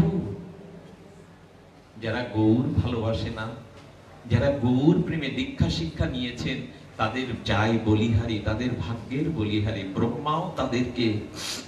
ব্রহ্মাওকে তাদেরকে স্তুতি করেন, তোমরা ভাগ্য। তবে বাবা, এই মহাপ্রভুর যুগের মানুষ হয়ে যদি নাম প্রেম ধর্ম বঞ্চিত হয়ে বিমুখ হয়ে, আমাদের থেকে হতভাগ্য আর কেউ থাকবে না। হরিদাস ঠাকুরকে এই বঙ্গদেশে পেয়ে, এই বেনাপোলের জঙ্গলে পেয়ে, এখানে এসেও যদি হরিনামে রুচি না হয়, এখানে এসেও যদি হরিনামে আসক্তি না হয়, এখানে এসেও যদি হরি বলতে মন উতলা না হয়, উৎকণ্ঠিত না হয়, ব্যর্থ হয়ে জীবন, ব্যর্থ হয়ে জীবন। কৃষ্ণ বলে কেন কাঁদতে পারি না? হরি বলতে কেন নয়নে জল আসে না? মহাপ্রভু শান্তিপুর হতে যখন বিদায় নিচ্ছেন, শান্তিপুর হতে মহাপ্রভু যখন চলে যাচ্ছেন, দেখছেন পাখিগুলো কাঁদছে, বৃক্ষগুলো শাখা থেকে নির্ঝরণী জল কাঁদছে। এই কাঁদতে কাঁদতে অদ্বৈত আচার্য দেখছেন সকলে কাঁদছে, আকাশ কাঁদছে, পাখিগুলো কাঁদছে, বৃক্ষগুলো কাঁদছে, ধূলিকণাগুলো বিরহে কাতর। আমার চোখে জল নেই কেন? আমার কি তবে অপরাধ হলো, পাষাণ হয়ে গেল? অদ্বৈত আচার্য দৌড়াতে দৌড়াতে মহাপ্রভুকে দুবাহু প্রসারিত করে বলছে, দাঁড়াও শ্রীকৃষ্ণ চৈতন্য, জবাব দিয়ে দাও। আজ নবদ্বীপ পরিত্যাগ করে তুমি সন্ন্যাস লীলা গ্রহণ করে চলেছ, সকলে কাঁদছে, আমার চোখে জল নেই কেন বলো তুমি? অদ্বৈত আচার্য বলছেন, আমার চোখে কেন জল নেই, তোমাকে জবাব দিয়ে যেতে হবে। চৈতন্য মহাপ্রভু আঁচলটা দেখিয়ে বললেন, আচার্য, আমার মা কাঁদছে, নদিয়াবাসী কাঁদছে, আকাশ বাতাস কাঁদছে, আমার বিরহে অনেকেই প্রাণ ত্যাগ করে দেবে। তুমি যদি সান্ত্বনা না দাও, তুমি আচার্য, তুমি যদি সান্ত্বনা দাও, নবদ্বীপবাসীকে কে দেখবে, কে বাঁচাবে? তাই তোমার চোখের জলটা, প্রেমটা আমি আঁচলে গিট দিয়ে বেঁধে নিয়ে যাচ্ছি। তুমি কাঁদলে কে এদেরকে সান্ত্বনা দেবে? অদ্বৈত প্রভু হাত জোর করে বললেন, প্রভু গিট খুলে দাও। আমি সান্ত্বনা বুঝি না, আমি জ্ঞান বুঝি না, আমি আচার্য পদ বুঝি না, আমি বুঝি যেন গৌর বলে কাঁদতে পারি, গৌর বলে ধুলায় লোড়াতে পারি। দাও প্রভু, খুলে দাও। আমার মনে হয় আপনাদের কাছে হাত জোর করে বলা উচিত, এই মা বিশোকী অধমে গৌরাঙ্গ বলিতে হবে পুলক শরীর, হরি হরি বলিতে নয়নে বাহিনীর কবে হবে গো? কৃষ্ণ বলতে হৃদয় প্রকাশিত হয়ে কবে অশ্রুধার বইবে? হরি বলতে কবে নয়নে অশ্রু আসে না? তো অপরাধ দেহ, তো জন্ম জন্মান্তরীর অপরাধের দেহ। আমার এক প্রাণময় ভক্ত, গৌর ভক্ত বলছেন, আচ্ছা ওই নির্মম প্রস্তর পাথরের বুক চিরে তো ঝর্ণার ধারা বয়, অত মর্মর পাথরের বুক চিরেও তো ঝর্ণা কাঁদে। ঝর্ণার কান্নাটা, পাহাড়ের কান্নাটাকে বলে ঝর্ণা ধারা। আচ্ছা পাহাড় কাঁদে ঝর্ণা হয়ে, গৌর বলতে আমার চোখে জল আসে না কেন? বলেন, আমি কি পাষাণের থেকেও লোহময় হয়ে গেছি? এজন্য কৃষ্ণ বলতে, গৌর বলতে যদি নয়নে অশ্রু না ধারে, নিজেকে খুঁজে দেখবেন কোথায় কোন অপরাধ লুকিয়ে আছে। পাষাণ হয়ে গেছে হৃদয়ে। নাহলে গৌর কথা শুনে, হরিদাসের কথা শুনে চোখে জল আসে না। জানতে হবে নানান অপরাধ। এহেন কৃষ্ণ নামে প্রেম না হয় অঙ্কুর, জানিও দেহে আছে অপরাধ প্রচুর। একটু প্রার্থনা করবেন। আমাদের গৌড়ীয় বৈষ্ণবের জানেন, উপাচারের জন্য ওই ১৬ উপচার, ১০ উপচার এগুলো মূল না। যদি গৌর ভজন করতে চান, রাধা মাধবের চরণ ভজন করতে চান, হরিদাসের আশ্রয় নিতে চান, আমাদের উপচার শুধু দুটোটা চোখের জল, নয়নের প্রেমাশ্রু, এতেই ভগবান বিগলিত হন। স্বতন্ত্র ঈশ্বর তুমি হও স্বেচ্ছাময়, জগত নাচাও জইছে যারে ইচ্ছা হয়। অনেক নাচাইলে মোরে প্রসাদ করিয়া, প্রসাদ মানে কৃপা, বিপ্রের শ্রাদ্ধ খাইন বেলেচ্ছ হইয়া। হরিদাস বলছেন, তুমি আমাকে কি কৃপা করনি? এবার আপনাদের মূল কথায় নিয়ে যায়। আপনাদের এভাবে বসিয়ে রাখার মতো আমার দক্ষতা, ক্ষমতা, কৃপা, ভজন কিছুই নাই। এই মূর্খ নরাধম কীট, কীটাণুকে, ডুমুরের পোকা, আমি আপনাদের গৌর কথা। কিন্তু আজ মহাপ্রভুর ইচ্ছা পূরণের দিন। সেই ইচ্ছা পূরণটা কিভাবে হচ্ছে শুনুন। এক বাঞ্ছা, হরিদাসের দিকে এবার ফিরে জানতো। আপনাদের চোখ দুটো, বাইরের চোখ না, অন্তর, অন্তর প্রেম দৃষ্টি দিয়ে হরিদাসকে দেখুন।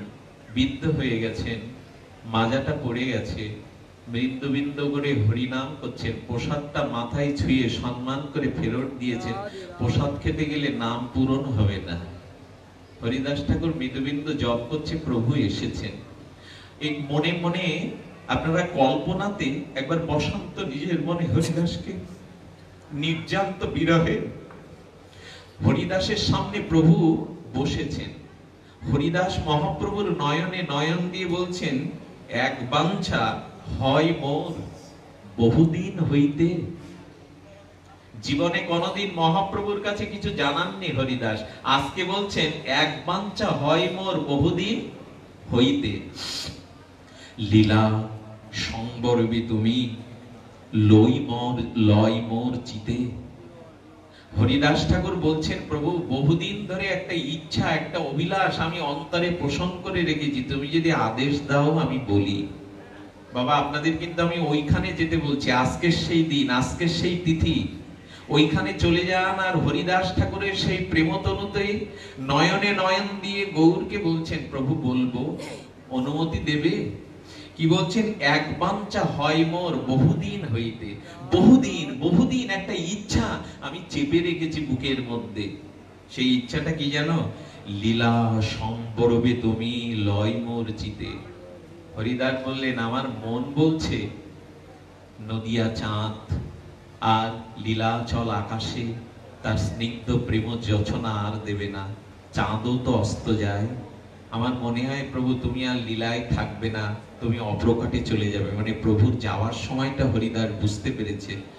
মহাপ্রভু বলছে, আমার মন বলছে প্রভু তোমার ভুবন পাবনী লীলা আর বেশি দিন ধন্য ধরণীতে থাকবে না। আচ্ছা হরিদাস এইটা বুঝতে পারলো কি করে? বাবা লক্ষ্য করুন, হরিদাসকে কেউ বলে দেয়নি। অন্তর ভেদি দৃষ্টিতে অন্তর মনা হয়ে হরিদাস ঠাকুর বলছেন, আমার মন বলছে তোমার ভুবন পাবনী লীলা এই ধন্য ধরণীতে প্রভু তুমি আর থাকবে না। তুমি মনে মনে ভাবছো এতদিন পর তোমার একটা জিনিস চাইবার ইচ্ছা হলো আর তুমি এই বলছো। আচ্ছা হরিদাস জানলো কি করে আমার মনের কথা? মহাপ্রভুর অন্তরের কথা হরিদাস জেনে গেছে, অন্তরঙ্গ কিনা। অন্তরঙ্গতায় জানছেন আর বলছেন, প্রভু মহাপ্রভু মনে মনে ভাবছেন আমার এত ভেতরের কথা, আমি যে থাকবো না, আমি যে লীলা প্রকাট করবো, এটা হরিদাস জানলো কি করে? হরিদাসের দিকে বিস্ফোরিত নেত্রে তাকিয়ে বলছেন, আমার মনের কথা কি করে হরিদাস জানলো আমি আর বেশি দিন থাকবো না? বিস্মিত হয়ে মহাপ্রভু চুপ হয়ে গেলেন। তার নয়নের কোণে শুধু জল, আর অপলক নয়নে হরিদাসের দিকে তাকিয়ে আছেন। আর কিছু বলবে? আর কথা পেলে না? আর কিছু বলবার নেই তোমার? বললেন, সেই লীলা প্রভু মোরে কভু না দেখাইবা। প্রভু তুমি যেদিন এই জগৎ থেকে বিদায় নেবে, ওই লীলা আপনার আগে মোর শরীর পাড়িবা। এই হলো ভক্তি, এই হলো নিবেদন, এই হলো আত্মসমর্পণ। হরিদাস বিরহে কাতর হয়ে যন্ত্রণায় বলে উঠেছে, যেদিন তুমি জগৎ থেকে চলে যাবে সেই লীলা আমাকে দেখাবা না, যেন তোমার আগে আমি যেতে পারি, তোমার আগে আমার শরীর পড়ে। কত বড় কথা বললেন! হ্যাঁ, সেই লীলা প্রভু মোরে কভু না দেখাইবা, আপনার আগে মোর শরীরও পাড়িবা, যেন তোমার আগে আমি যেতে পারি। আমি তোমার অন্তর্ধানের দিন দেখতে পারবো না। এই তো ভক্ত, এই তো ভক্তি। মা শিশুকে কোলে নিয়ে কি বলে জানেন? বিধাতাকে, বিধাতা আমার বিনিময়ে আমার খোকাকে বাঁচিয়ে দাও। আমার সমস্ত আয়ু আমার খোকাকে দিলাম, খোকাকে বাঁচিয়ে রাখো।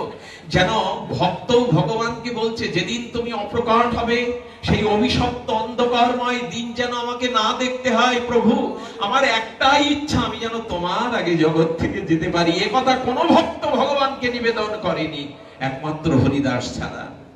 প্রভু আমি সেই অভিশপ্ত দিন দেখতে পারবো না। এই মধুর সংকীর্তন কলরব থেমে যাবে, তুমি লীলাচলের গগন থেকে অস্তমিত হয়ে যাবে, শূন্য হবে জগন্নাথের দেউল, আর আনন্দ উৎসব থেমে যাবে। সেই রথাগ্রে নর্তন, সেই গুন্ডিচা মার্জন, সেই উপবন আদিতে তোমার লীলা যেদিন থাকবে না, জগন্নাথের দেউলের প্রদীপটি নিভে গিয়ে ঘোর অন্ধকারে লীলাচল আনন্দ ভঙ্গ হবে। সেই দিন আকাশে বাতাসে শুধু হা গৌর, হা গৌরের হাহাকার উঠবে।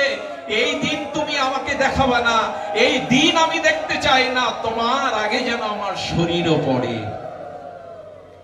ভক্তি কাকে বলে? অন্য অভিলিষিত শূন্যং জ্ঞানকর্ম অনাবৃতাম আনুকূল্যেন কৃষ্ণ অনুশীলনং ভক্তির উত্তমা। কিছু চাওয়া নেই তোমার কাছে, আমি কিছু চাই না, শুধু তোমার বিরহের দিন, অভিশাপের দিন যেন আমি বেঁচে না থাকি। এরকম চাওয়া আমরা কারো কোনো ভক্তের কণ্ঠে শুনেছি? তোমার আগে যেন আমার শরীর চলে যায়। মহাপ্রভু বলছেন, যেন আর কিছু বাকি আছে, তোমার আর কিছু বাকি আছে বলবার? সঙ্গে সঙ্গে বলছেন, আর একটা ইচ্ছা আছে প্রভু, আমি কি করে বলবো বলুন তো আপনাদের ইচ্ছার কথাটা? আজকে তো সেই তিথি, এই তিথি নিত্য, এই লীলা নিত্য। হরিদাস ঠাকুর কি বলে চলেছেন শুনুন। হৃদয়ে ধরিব তোমার কমল, অক্ষরগুলো কোটিবার শুনলেও পুরাতন মনে হবে না। প্রতি বছর একবার করে স্পর্শ নিলেও এই অক্ষরগুলো পুরাতন হবে না। কোটিবার শুনলেই মনে হবে নবনবায়ন, চির নূতন, চির আস্বাদ্য। হরিদাসের বলছেন, আমার আগে তুমি যেতে চাও, এই তো তোমার ইচ্ছা, আর কিছু বাকি আছে বলবে, আর কিছু বলবে। প্রভু যেন মনে করছে এবার কি চাইবে। প্রভুর বুকটা দুরু দুরু করে উঠেছে। হরিদাস বলে চলেছেন, হৃদয়ে ধরিব তোমার কোমল চরণ,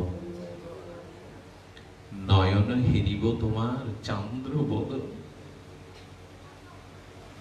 বাবা, যারা ভজন করে, যারা গৌর গোবিন্দের চরণাশ্রয় করেছেন, যারা নিষ্কিঞ্চন সাধু সঙ্গ করেন, আপনাদের কাছে হরিদাসের এই নিবেদনটা একটু রেখে যায়। আপনারাও যখন বিগ্রহের সামনে বসবেন, গুরু মহারাজের ভজন করবেন, তখন হরিদাসের এই প্রার্থনাটা করবেন, প্রভু আমার শেষের দিনে, আমার অন্তিম সময়ে আমার নয়নটা যেন তোমার নয়নে রাখতে পারি, মানুষের চিন্তাতে যেন তোমার রাতুল কমল ধ্বজক কিছু চিহ্নটা আমার বুকে ধারণ করতে পারি। প্রভু আর কিছু চাই না, আমি আমার শেষ সময় অন্তত এই সুযোগটা দিও। হরিদাস বললেন, হৃদয়ে ধরিব তোমার ও রাঙা চরণ, নয়নে হেরিব তোমার ও চন্দ্র বদন, জিহ্বায় উচ্চারিব তোমার কৃষ্ণ চৈতন্য নাম, এই মতো ইচ্ছা মোর ছাড়িব পরাণ। প্রভু আমার এই ইচ্ছা, তোমার কমল চরণ দুখানা বক্ষে নিয়ে নয়নে নয়ন দিয়ে চৈতন্য শ্রীকৃষ্ণ চৈতন্য শ্রীকৃষ্ণ চৈতন্য বলতে বলতে যেন আমি জগৎ থেকে বিদায় নিতে পারি। এই তো ভক্তের চাওয়া।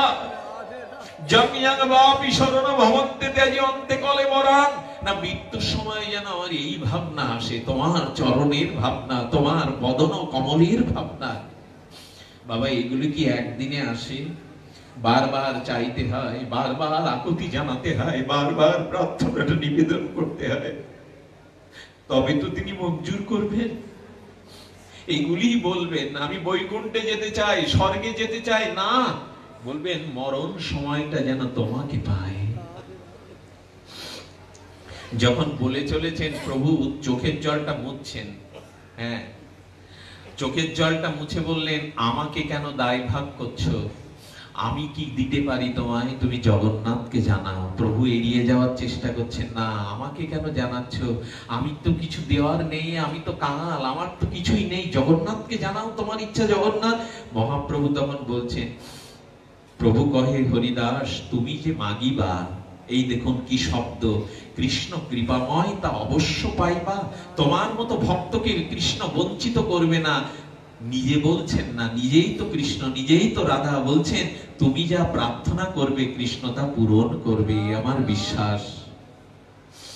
ভক্তবৎসল প্রভু যখন এই কথা বলছেন, মহাপ্রভু আর একটু পিছনে ফিরেছেন। দৃশ্যগুলো দেখছেন তো মনে মনে। প্রভু একটু পেছন ফিরে যাচ্ছিলেন, আবার দরজা, আবার সিদ্ধভূগোল থেকে পেছনে ফিরে বলছেন, হরিদাস, এই শব্দ বড় মর্মস্পর্শী শব্দ, কিন্তু আমার যে কিছু সুখ সব তোমা লইয়া। একথা আর কোন ভক্তের বেলায় মহাপ্রভু বলেছেন কিনা আমি জানি না। বললেন, আমার যা কিছু আনন্দ সুখ তা তো তোমাকে নিয়ে। আমি একথা বোঝাবো কি করে আপনাদের? আমার তো দুঃখতা নেই, কৃপা শক্তি নাই। মহাপ্রভু পেছন ফিরে আবার একটু তাকিয়ে বলছেন, আমার যা কিছু সুখ তো তোমাকে নিয়ে, তোমার যোগ্য নয়, তাই যাও আমারে ছাড়িয়া। প্রভু বললেন, আমি তোমার যোগ্য না, তোমাকে ভালোবাসা দিতে পারিনি, আনন্দ দিতে পারিনি, আমি অযোগ্য বলে আমায় ছেড়ে যাবে তুমি? কোন ভগবানের এরকম লীলা আমি শুনিনি। হরিদাসকে বলছেন, আমি যোগ্য নয়, তাই যাও আমারে ছাড়িয়া। আমি তোমায় কিছু দিতে পারিনি, কাঙাল করে রেখেছি, গাছতলায় রেখেছি। আমি তোমার যোগ্য নয় বলে তুমি ছেড়ে যাবে? প্রভু কাঁদছেন, হরিদাস কাঁদছেন, কোনো কথা নেই, নীরব। প্রভু বলছেন, আমি তোমার যোগ্য নয়, তাই যাও আমারে ছাড়িয়া। আমি তোমায় কিছু দিতে পারিনি, কাঙাল করে রেখেছি, গাছতলায় রেখেছি। আমি তোমার যোগ্য নয় বলে তুমি ছেড়ে যাবে? প্রভু কাঁদছেন, হরিদাসও কাঁদছেন, কোনো কথা নেই, নীরব। এই হলো ভক্তির উৎকর্ষ, এই হলো ভক্তবনের অপ্রাকৃত প্রেমলীলা। এ কথা যার কর্ণ নিয়ে হৃদয়ে যায়, তার হৃদয়ে মলিনতা থাকতে পারে না, তার হৃদয়ে দূষণ মলন পাপ দূরীভূত হয়ে যায়। এই কথার ভিতরে এমন শক্তি দেওয়া আছে। হাত জোড় করেছেন, প্রভু দাঁড়াও, প্রভু আমারও কিছু কথা আছে, দাঁড়াও। হরিদাস আবার হাত জোড় করে বলছেন, মোর শিরোমণি সেই মহাশয়, মোর তোমার লীলায় হয় কোটি কোটি সহায়। প্রভু রায় রামানন্দ আছে, স্বরূপ দামোদর আছে, কে নেই তোমার? সব বড় বড় যে মহাশয়, তার মধ্যে আমি একটা কীট। এমন কথা কেন বললে তুমি? আমাকে নিয়ে তোমার সুখ, আমাকে নিয়ে তোমার লীলা, আমার বিনা তোমার সুখ লীলা নাই। তোমার লীলাতে তো কোটি কোটি মহাশয় আছে, স্বরূপ দামোদর, রামানন্দ, অনুভবী প্রকাশানন্দ, এরা সবাই আছে, আমাকে কেন বললেন? আমা হেন কীট যদি মরে গেলা। আহা কি ভাষা! হরিদাস কোথায় নিচে নেমেছেন দেখুন, দৈন্যের কোন স্তরে নামলে এই ভাষাগুলো বেরোয়। আমা হতে কীট যদি মরে গেলা, এক পিপিলিকা মইলে পৃথ্বীর কাহা ক্ষতি হইলা। প্রভু একটা পিপিলিকা মরে গেলে কি ক্ষতি হয় জগতে? আমি তো কীট, আমি ডুমুরের পোকা, আমি পিপিলিকা, আমি মরলে জগতে তো কোনো কারো ক্ষতি নেই। কত বড় কথা, কত বড় নিবেদন! এক পিপিলিকা মইলে জগতের কাহা ক্ষতি হইলা। আমি যদি চলে যাই প্রভু, আচ্ছা সমুদ্র থেকে এক ঘটি জল তুলে নিলে সমুদ্রের কম পড়ে কি? আমি চলে গেলে তোমার লীলার সহায় তো কতদিন আছে। মহাপ্রভু বুঝলেন আমার হরিদাস আর থাকবে না, আমি আর তাকে বাঁধনে বাঁধতে পারবো না। বিরহ বেতায় প্রভু ফিরে গেলেন। সকাল সকাল স্নান করে এই আমরা জায়গায় চলে এসেছি, একেবারে অন্তিম লীলাতে চলে এসেছি। মহাপ্রভু জগন্নাথকে দর্শন করে আর বেশিক্ষণ দাঁড়ালেন না। স্বরূপ দামোদর, রামানন্দ, গোবিন্দ দাস, প্রিয় গৌরীয় বৈষ্ণবদের সাথে নিয়েছেন আজ। সাথে নিয়ে আর দিন মহাপ্রভু ঈশ্বর দেখিয়া হরিদাসের বাসায় আইল, শীঘ্র করিয়া তাড়াতাড়ি আসছেন। বাবা কথা বলো না, চলে এসেছেন। হরিদাসের আগে আসি দিলা দর্শন। মহাপ্রভু এসে হরিদাসের সামনে এসে দর্শন দিয়েছেন পেছনে। হরিদাস বন্দিল প্রভুর বৈষ্ণব চরণ। আজকে শুধু ঠাকুর আসেনি, প্রেমময় বিগ্রহ আসেনি, প্রেমতনু চৈতন্য আসেনি, সাথে প্রিয় অন্তরঙ্গ বৈষ্ণব ঠাকুরদের নিয়ে এসেছেন। হরিদাসের মাজা পড়ে গেছে, উঠতে পারছে না। হরিদাস নিজেকে বললেন, এমন ভাগ্যের দিন আর তোর আসবে না রে হরিদাস। মনকে বোঝাচ্ছেন, উঠে যা, একটু বৈষ্ণবের চরণ ধুলিটা শিরভূষণ কর, অঙ্গে মেখে নে, এই দিন আর তোর আসবে না। হরিদাস গড়াতে গড়াতে গিয়ে বৈষ্ণবের চরণ ধুলি নিলেন। প্রভু কহে হরিদাস কহ সমাচার। হরিদাস কহে প্রভু যে কৃপা তোমার। প্রভু আমি তো নিবেদনটা করে রেখেছি, আমি তো আর্জি জানিয়ে রেখেছি, মর্জিটা তোমার, তুমি যেটা করবে সেটা তো ইচ্ছাই তোমার। মহাপ্রভুর দিকে তাকিয়ে, আমার সময় ফুরিয়ে গেলে একটু জানান দেবেন। কৃষ্ণ কথা লোক যাদের, তাদের তো সময়ের জ্ঞান থাকে না। একটু সময়টা ফুরিয়ে গেলে জানবেন আনুষঙ্গিক কাজ আছে, কাল মহোৎসব আছে। মহাপ্রভুর দিকে তাকিয়ে হরিদাস, আজকে কোনো কথা নেই জানেন, মাঝে মাঝে অন্তরঙ্গ অনুভববেদ্য দুজন ভক্ত এক হলে মুখে কথা থাকে না। তুমি অনেক কথা যাও যে বলে কোনো কথা না বলি।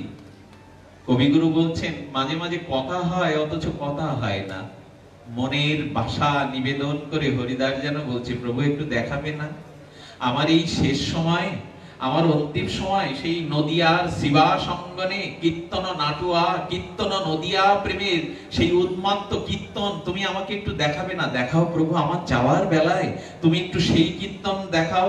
অঙ্গনে আরম্ভিলা প্রভু মহা সংকীর্তন, বক্কেশ্বর পণ্ডিত তাহে করণে নিত্যন। হরিদাসকে মাঝখানে রেখে বেড়ি কীর্তন শুরু করেছেন প্রিয় ভক্তদের নিয়ে।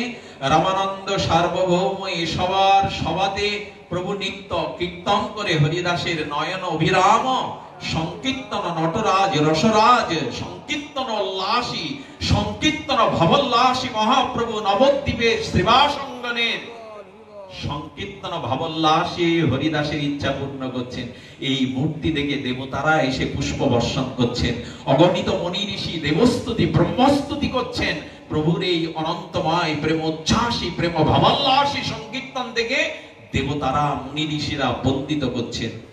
সঙ্গে সঙ্গে সঙ্গে সঙ্গে হরিদাসের গুণ প্রভু গাহিলা লাগিতে, হরিদাসের গুণে প্রভু পঞ্চমুখ করছেন। এই জন্য ভগবান কীর্তন করছেন। স্বয়ং রাধা ভাবদ্যুতি বলছেন, হরিদাস তোমরা জানো এই মহাপুরুষের বার্তা জানো, এর মুখের কথায় বিষাক্ত সাপ চলে যায়। হরিদাসের মুখের কথায় ফুলিয়ায় তার ভজন গোপার নিচে যে সাপটা ছিল, বিষধর সাপও এসেছিল ঠাকুরের নাম শুনতে। রুচি হলো না শুধু আমার, হরিদাসের আজ্ঞায় সাপটা মাথা নিচু করে চলে গেল, আর ওখানে আসেনি। ওগো তুমি চলে যাও, ভক্তরা বিষের জ্বালায় কষ্ট পাচ্ছে। যার কথায় সাপ চলে যায় জানো? লক্ষ্যহীরা এসেছিল। এই লক্ষ্যহীরা এসেছিল বেনাপোল পাটবাড়িতে। সেই বৈষ্ণব বিদ্বেষী রামচন্দ্র খানের প্রচারণায় পড়ে তিনি এসেছিলেন। রাধে রাধে।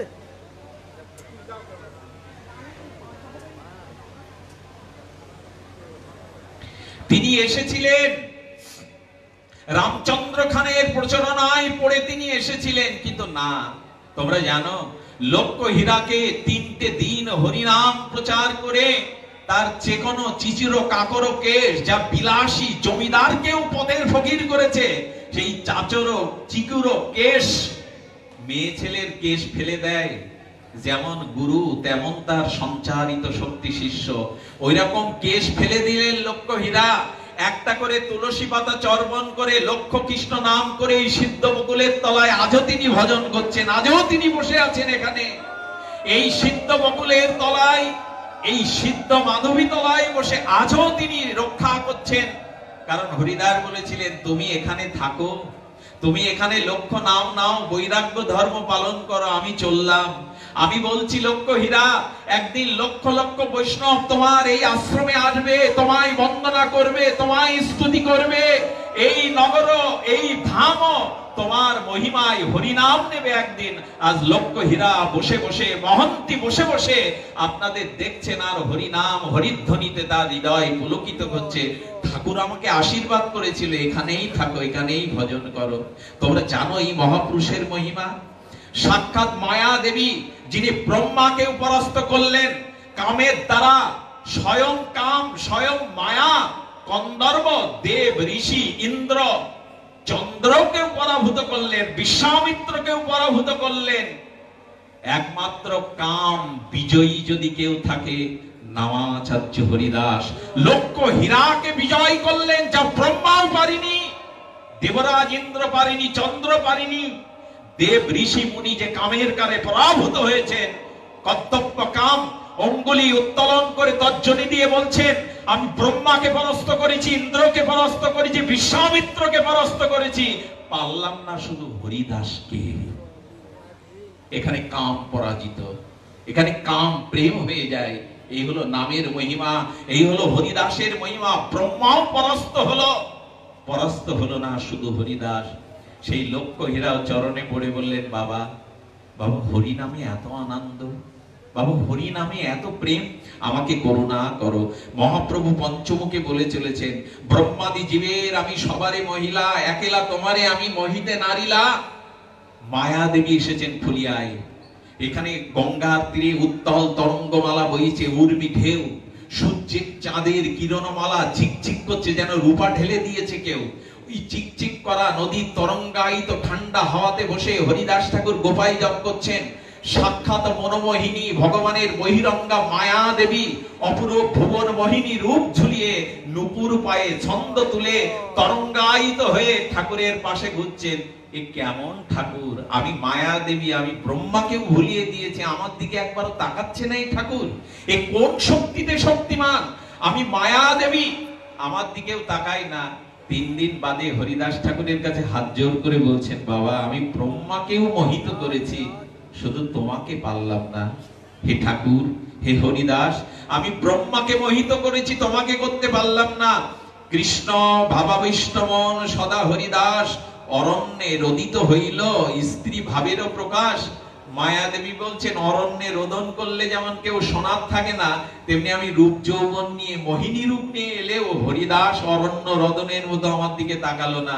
চরণে পড়ে বললেন, বাবা আমি রাম মন্ত্র পেয়েছিলাম ভগবান শিবের কাছে, কিন্তু আমার মনে হচ্ছে রাম নামে মুক্তি দেয়, কিন্তু কৃষ্ণ নামে যে প্রেম দেয়। বাবা তুমি আমাকে কৃষ্ণ প্রেম দাও, তুমি আমাকে কৃষ্ণ প্রেম দাও, আমি আবার দীক্ষা নেব।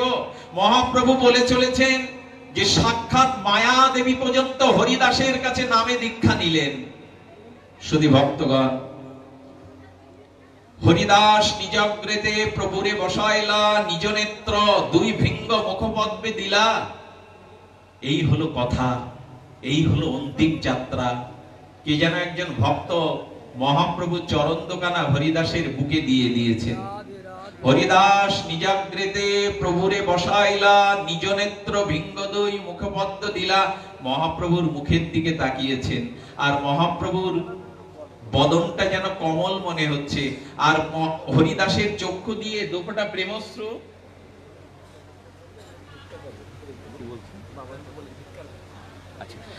কি হয়েছে?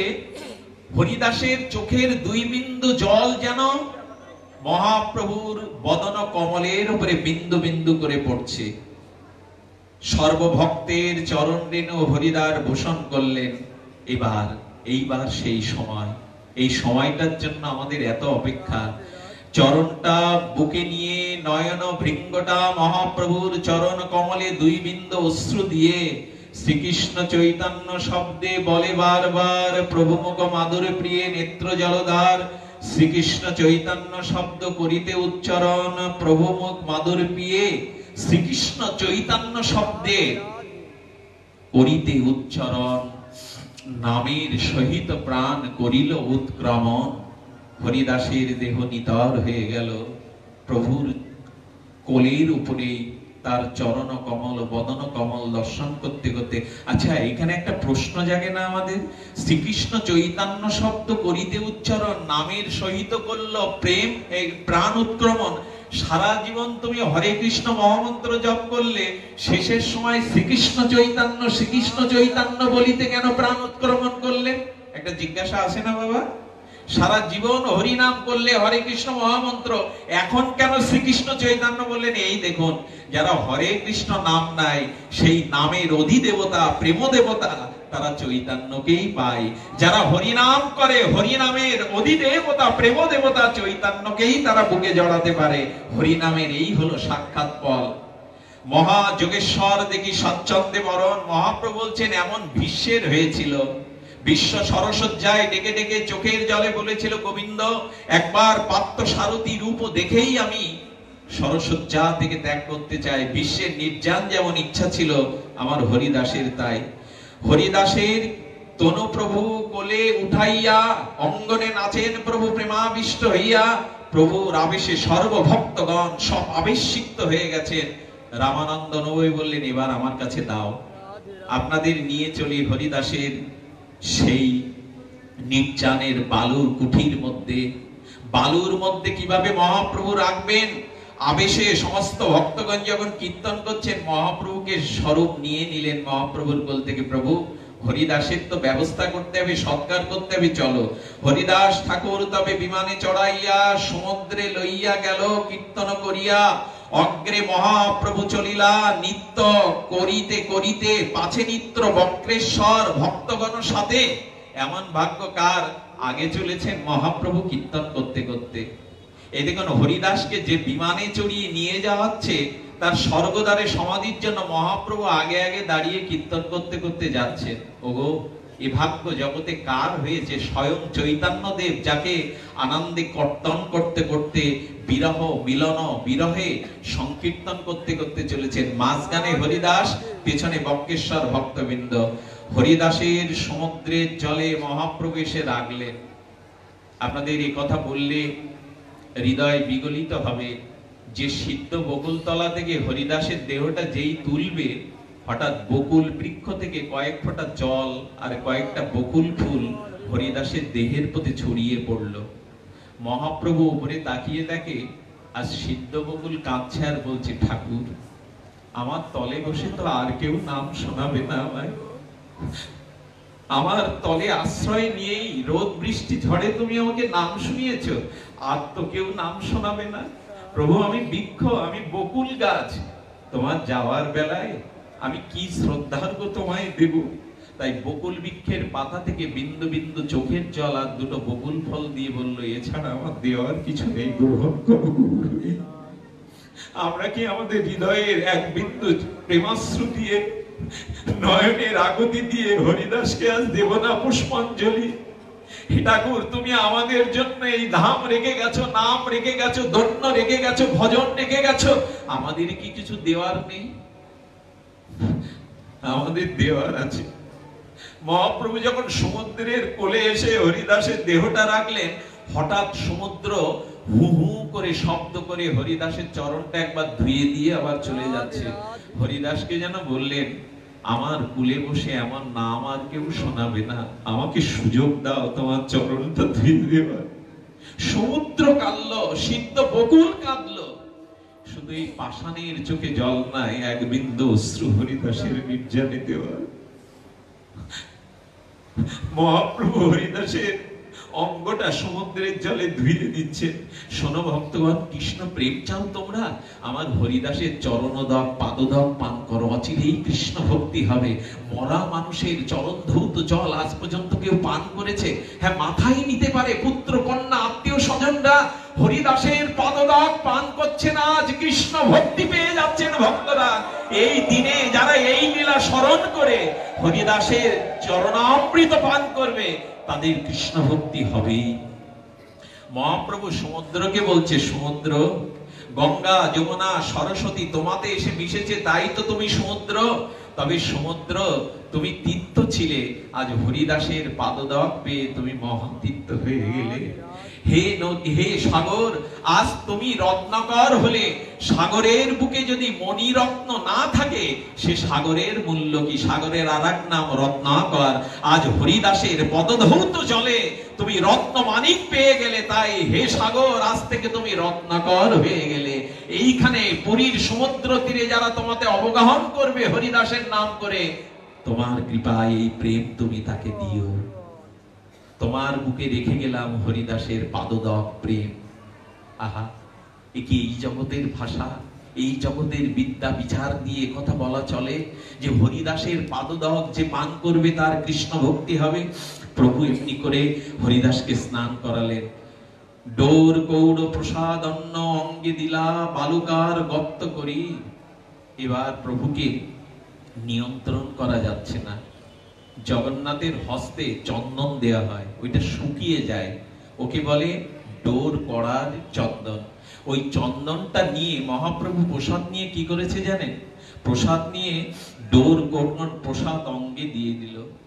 এই দেখুন, যার কেহ নাই। হরিদাস ঘর ছাড়া হয়েছিল কেন জানেন? হবিউল্লাহ কাজী মিয়ার বাড়ি থেকে বেরিয়েছিল কবে জানেন? যেদিন ভাগবতে হরিদাস এই শব্দটা কর্ণে নিয়েছিল, যার কেহ নাই তুমি আছো তার। এই জগতে যার কেউ নয়, প্রভু তুমি আছো তার। আজ প্রভু বললেন, হরিদাসের স্ত্রী পুত্র পিতা মাতা আপন নেই, আমি ছাড়া তো তার কেউ নেই। প্রভু বললেন, হরিদাসের দেহটা আমার কোলে দাও। ওগো, ডোর কম্পিত প্রসাদ হরিদাসের গায়ে দিয়ে বালুকার গর্তে প্রভু আপনি শোয়াইলা। চৈতন্য মহাপ্রভু নিজের সন্তান সম বাৎসল্য প্রেমে, আচ্ছা কোন বাবা যদি তার সন্তানকে সমাধির জন্য বালুর গর্তের মধ্যে দিয়ে দেয়, তার হৃদয় বিদীর্ণ হয় নাকি? প্রভু চোখের জলে বললেন, তোমাকে বালুর গর্তের মধ্যে দিয়ে দিচ্ছি। আচ্ছা আচ্ছা, আমি এখন কি করব? আপন শ্রীহস্তে বালু, এই কথাটি একবার করে আমি স্পর্শ করে যাই। গরম বালুটা অঞ্জলি করে মহাপ্রভু যখন হরিদাসের গায়ে দিতে যাবে, দিতে পারছে না। কেন জানেন? সারাদিনে রৌদ্র তাপে বালুটা গরম হয়ে গেছে। তুমি কোনোদিন সুখ চাওনি? তুমি কখনো কখনো দেহ সুখ, সংসার সুখ চাওনি? তোমাকে বালু দেব, এই গরম বালু তোমার গায়ে প্রসাদী করে দেব। মহাপ্রভু তখন চোখের জল দিয়ে বালুটা ভিজিয়ে দিলেন, নির্মল করে দিলেন। প্রভুর প্রেমাশ্রিত শুদ্ধ বালুতে সিক্ত খনিদা পরম পূজ্যপাদ, আপনারা হরিদাসের জন্য কিছু ভিক্ষা, এই দিন উচিত হলো ভিক্ষা করা। ওরা যাবে, ওদের হাতে কিছু ভিক্ষা দিয়ে দিয়েন। তো মহাপ্রভু আজ পাশুরীর সিংহদ্বারে আসি প্রভু পশারির ঠায় আচল পাতিয়া প্রসাদ মাগিল তথায়।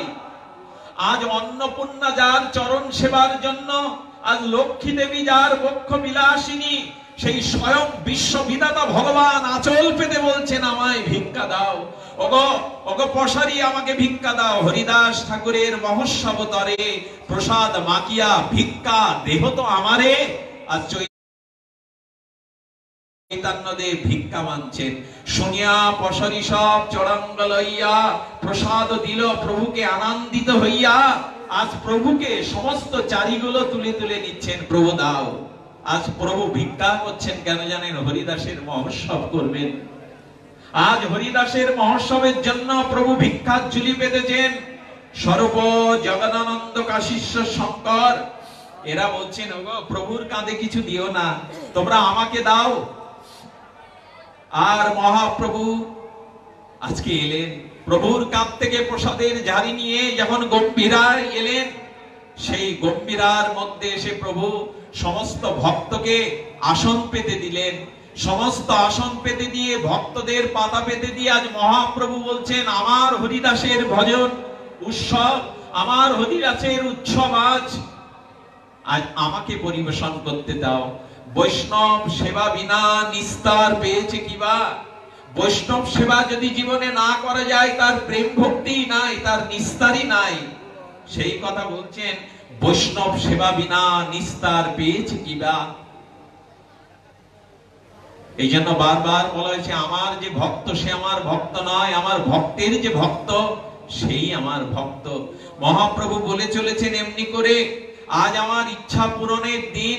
আজ হরিদাসের ইচ্ছা আমি পূর্ণ করতে পারলাম। প্রেমাবিষ্ট হইয়া প্রভু করে বরদান। প্রভু আজ সকলের পাতে দিচ্ছে, বলেন আমার পাতে দিতে নেই, ক্ষীর দিও না স্বরূপ শঙ্কর, আমার পথে ক্ষীর দিও না, লাবড়ি দাও, ওই ভক্তদের দাও। আজ আমার হরিদাস, কোন ভগবান কোন ভক্তের মহোৎসব এভাবে উদযাপন করেছেন বলে আমার জানা নাই। আজকে স্বয়ং শ্রীকৃষ্ণ অবতার, সর্ব অবতারী প্রেম অবতারী, তিনি নিজে হাতে ভিক্ষা করলেন, নিজে হাতে ভক্তদের পরিবেশন করছেন। এক এক জনের পাশে পঞ্চজনার প্রসাদ প্রভু দিচ্ছেন। প্রভু বসছেন না। সরব বলছে, তুমি তো জলও মুখে দাওনি, প্রভু তুমি না বসলে ভক্তরা প্রসাদ নেবে না। মহাপ্রভু বসে অল্প একটু মুখে দিলেন বটে, আর ভক্তদের সেবা করালেন। ভক্ত সেবাই তো জীবনের ব্রত। গৌড়ীয় বৈষ্ণবের বৈষ্ণব সেবা বিনা আর জগতে কি আছে? হরিদাসের এই হরিদাসের বিজয় উৎসব যে কইল দর্শন, যে তাহা নিত্য কইল। যে আপনাদের সৌভাগ্য যারা দূর দূরান্ত থেকে, আমাদের গোপীনাথ এসেছে ভাঙা থেকে, ওইটুকু বাচ্চা ধুলায় লুটিয়েছে ভাঙা থেকে এসে। আজ অনন্ত ভক্ত, আমাদের এক পাইলট দাদাজি ঢাকা থেকে চলে এসেছেন শুধু হরিদাসের ধুলো মাখবেন বলে। এমন অগণিত আপনারা কত প্রয়োজনীয় কাজ ছেড়ে সংসার পেছনে ফেলে অনেকেই ঘরে তালা দিয়ে চলে এসেছেন এই ধামে। এই ধামে এসেছেন কেন? আজ আপনাদের প্রাপ্তির দিন। হরিদাসের বিজয় উৎসব যে কইল দর্শন। আজ মানস নেত্রে আমরা হরিদাসের এই পুণ্য তিথিতে, নির্জান তিথিতে অন্তরে দর্শন করলাম সেই নির্জান। তো হরিদাসের বিজয় উৎসব যে কইল দর্শন, যে তারে যে তাহা নিত্য কইল, যে কইল কীর্তন। যারা একবার হরিবল বললেন, একবার হরিদাস বলে দোয়াহ তুললেন, যারা একবার নিজের নির্জান কথা মনসংবেদ্য ভক্তির দ্বারা, শ্রদ্ধার দ্বারা শ্রবণ করলেন, যে তারে বালকা দিতে করিল গমন। মহাপ্রভু নিজ মুখনির্গলিত হয়ে বলছেন, তার মহোৎসবে যে করিল ভোজন, যে নিত্য করলো, যে বালু দিল মনে মনে, যে ফুল দিল হরিদাসের সমাধিতে, যে নির্জানে কীর্তন করল, প্রসাদ পেল, অচিরেই হইবে সবার কৃষ্ণ ভক্তি প্রাপ্তি। এটা মহাপ্রভুর মুখের বাণী, এতে কিঞ্চিত মাত্র সংশয় নেই। যারা নির্জানে আসে, যারা হরিদাসের নির্জান মহিমা শ্রবণ কীর্তন করে শ্রদ্ধালু চিত্তে, মহাপ্রভু বলেন অচিরেই হইবে সবার কৃষ্ণ প্রেম ভক্তি। এটা মহাপ্রভু বর দিচ্ছেন। হরিদাস দর্শনে ওই যে হয় শক্তি। যে হরিদাসকে দর্শন করলো, মনের প্রেমে চক্ষু দিয়ে অচিরেই তাদের কৃষ্ণ ভক্তি হবে। মহাপ্রভু বর দিলেন, কৃপা করি কৃষ্ণ মোরে দিয়াছিল সঙ্গ, স্বতন্ত্র কৃষ্ণের ইচ্ছা হইল সঙ্গ ভঙ্গ। মহাপ্রভু বলেন, কৃষ্ণই হরিদাসকে আমার কাছে দিয়েছিল, প্রকৃত সঙ্গ ভঙ্গ হয়ে গেল। চিরদিনের খেলা, চিরদিনের প্রেমময় আস্বাদন আমার বন্ধ হয়ে গেল। হরিদাসের ইচ্ছা যাবে হইল চলিতে, আমার শপথি নারে তাহারে রাখিতে। প্রভু বলছেন, হরিদাসের ইচ্ছা যখন হয়েছে আমি আর তাকে রাখতে পারলাম না। হরিদাস আছিল পৃথিবী শিরোমণি, হরিদাস তাহা বিনা রত্ন শূন্য হইল মেদিনী। জয় জয় হরিদাস বলি করি জয়ধ্বনি, এত বলি মহাপ্রভু নাচিন আপনি। আজ হরিদাসের জয়ধ্বনি দিতে মহাপ্রভু নৃত্য করছেন। ভক্তরা বিদায় নিল আশীর্বাদ নিয়ে। মহাপ্রভু গম্ভীরার প্রকষ্টের মধ্যে চলে গেল। কুটিরের মধ্যে গোবিন্দ দাস কুলঙ্গিতে প্রদীপ জ্বালিয়ে দিল, জগন্নাথের প্রদীপ। আর সেই কলার পাতা বিছানো বিছানাটা শুয়ে দিয়ে মহাপ্রভুকে বললেন, প্রভু একটু বিশ্রাম যাও। প্রভু যখন শুয়েছেন, প্রভুর চোখের দুই পাশ দিয়ে জল গড়িয়ে পড়ছে। হরিদাস চলে গেল, প্রাণে বাঁচা ভার, 3 লক্ষ হরি নাম কে শোনাবে আর। সবে গায় জয় জয় জয় হরিদাস, নামের মহিমাতিহ করিল প্রকাশ। তবে মহাপ্রভু ভক্তি বিদায় দিল, হর্ষে আনন্দে প্রভু বিশ্রাম কইল। তবে মহাপ্রভু সব ভক্তি বিদায় দিল, হর্ষ বিষাদে প্রভু বিশ্রাম করিল। এই তো কহিল হরিদাসের বিজয়, এই তো কহিল হরিদাসের বিজয়। যাহার শ্রবণে প্রেম ভক্তি হয়, কৃষ্ণ ভক্তি হয়। দাদা আছেন সামনে, ফণিদা অন্তরের মানুষ, নিবেদন করি দাদা, যত বাধা যত বিঘ্ন আসুক বন্ধ করবেন না। আমাদের এই আনন্দের হাট, আমাদের এই আনন্দ আয়োজনের স্পর্শ থেকে বন্ধ করবেন না। যতদিন মহাপ্রভু জগতে রাখেন আপনাদের, এই হরিদাসের জন্য আপনারা জীবন মন উজাড় করে দিয়েছেন। আমাদের আশা যেন বন্ধ না হয়, আমাদের পথ পরিক্রমা যেন বন্ধ না হয়। আপনাদের নিবেদনে বারবার শত সহস্র কোটি কল্প যেন এখানে ভক্তের স্রোত আসে। আশীর্বাদটুকু আপনারা তাদের করবেন, তারা যেন এই করতে পারে। ভক্ত পুণ্য বাঞ্ছা কইল শিরোমণি, শেষকালে দৃঢ়তারে দর্শনে স্পর্শন। আপনি শ্রীয়াস্তে তারে কৃপায় বালু দিল, আপনি প্রসাদ মাগি মহোৎসব কইল। মহাভাগবত হরিদাস পরম বিদ্যান, এই সৌভাগ্য লাগি আগে করিল প্রাণ। চৈতন্য চরিতামৃত এই অমৃতের সিন্ধু, কর্ণ মন তৃপ্ত করে যার এক বিন্দু। পরিশেষে একটি নিবেদন, চৈতন্য চরিত অমৃতের সিন্ধু, কর্ণ মন তৃপ্ত করে যার এক বিন্দু। কেউ যদি উৎকর্ণ হয়ে চৈতন্য চরিত কথা, হরিদাসের লীলা কথা, প্রেমময় কথা এক বিন্দু কানে নিতে পারেন, কর্ণ মন তৃপ্ত হবে, হৃদয় জোড়াবে প্রেমা। সংসারে তো জ্বালা মালা ব্যাধি যন্ত্রণা দাবাগ্নি। মহাপ্রভু বলছেন, হরিদাসের আশ্রয় নাও। মহাপ্রভুর আশ্রয় নিয়ে চেত দর্পণ মার্জনাম, ভব মহাদাবাগ্নি নির্বাপনাম। অগ্নি নির্বাপিত হবে, যম জ্বালা জোড়াবে, মৃত্যুকে পরাভূত করে বিদ্যা বধূ জীবনের মতো পরমানন্দ কেউর চৌন্দ্রিকা ফুটবে। ভবসিন্ধু তরিবার যার আছে চিত্ত, শ্রদ্ধা করি শোনো তবে চৈতন্য চরিত। ভবসিন্ধু তরিবার যার আছে চিত্ত, শ্রদ্ধা করি শোনো সবে চৈতন্য চরিত। যার ভবসিন্ধু পারের ইচ্ছা আছে তারা চৈতন্য কথা শোনো। আর কি চৈতন্য চরিত শোনো, শ্রদ্ধা করি মাৎসর্য ছাড়িয়া মুখে বলো গৌর হরি, বলো গৌর হরি। এই কলিকালে নাহি আর ধর্ম, বৈষ্ণব বৈষ্ণব শাস্ত্র কহে নেই মর্ম। এই কলিযুগে নামাচার্য হরিদাসের আনুগত্যে হরিনাম বৈষ্ণব সেবা বৈষ্ণব সঙ্গ ছাড়া এই কলিযুগে আর কোন ধর্ম নাই। চৈতন্য প্রবর্তিত চৈতন্য উৎসারিত প্রেম নাম ধর্ম একমাত্র এই যুগের সার। আর কোন ধর্ম কইলে না হইবে পার। এই কলিযুগে নাহি আর ধর্ম, বৈষ্ণব বৈষ্ণব শাস্ত্র কহে এই মর্ম। রূপ রঘুনাথ পদে রঘুকুম রাস, চৈতন্য চরিতামৃত কহে কৃষ্ণদাস। আজ মাধবীলতা, আজ সিদ্ধ আমাদের এই তমাল কৃষ্ণ তমাল আপনাদের আহ্বান জানাচ্ছেন। আবার আসবেন, আবার হাসবেন, আবার কাঁদবেন, আবার এই ধুলাকে মস্তকে শিরে মাখিয়ে হরিদাসের কৃপায় ধন্য হবেন। রবীন্দ্রনাথের একটা লাইন বলে চলে যায়, তোমায় ঘরে হয়নি আনা, যেন এই কথাটি রয় মনে। হে হরিদাস, তোমাকে হৃদয়ে নিতে পারিনি, যেন এই কথাটি রয় মনে, যেন ভুলে না যায় বেদনা পায় শয়নে স্বপনে। ফিরে গিয়ে যেন কালকে বা এই কটা দিন আপনাদের মনে বেদনা হয়, কেন নাম নিতে পারলাম না, কেন হরিদাসের আনুগত্য নিতে পারলাম না। এই কমিটি বৃন্দ অনেক কষ্ট করে নূতন মন্দিরটার দিকে তাকিয়েছে। এই স্থানটি আন্তর্জাতিক পরিমণ্ডলে এখন খ্যাতি অর্জন করেছে। আপনারা হয়তো জানেন, ইউরোপ থেকে, আমেরিকা থেকে অনেকেই কল করে বলেন, হরিদাস ঠাকুরের পাশে আপনাদের স্থান, জন্মেছেন ওইখানে বেনাপোলের পাশে।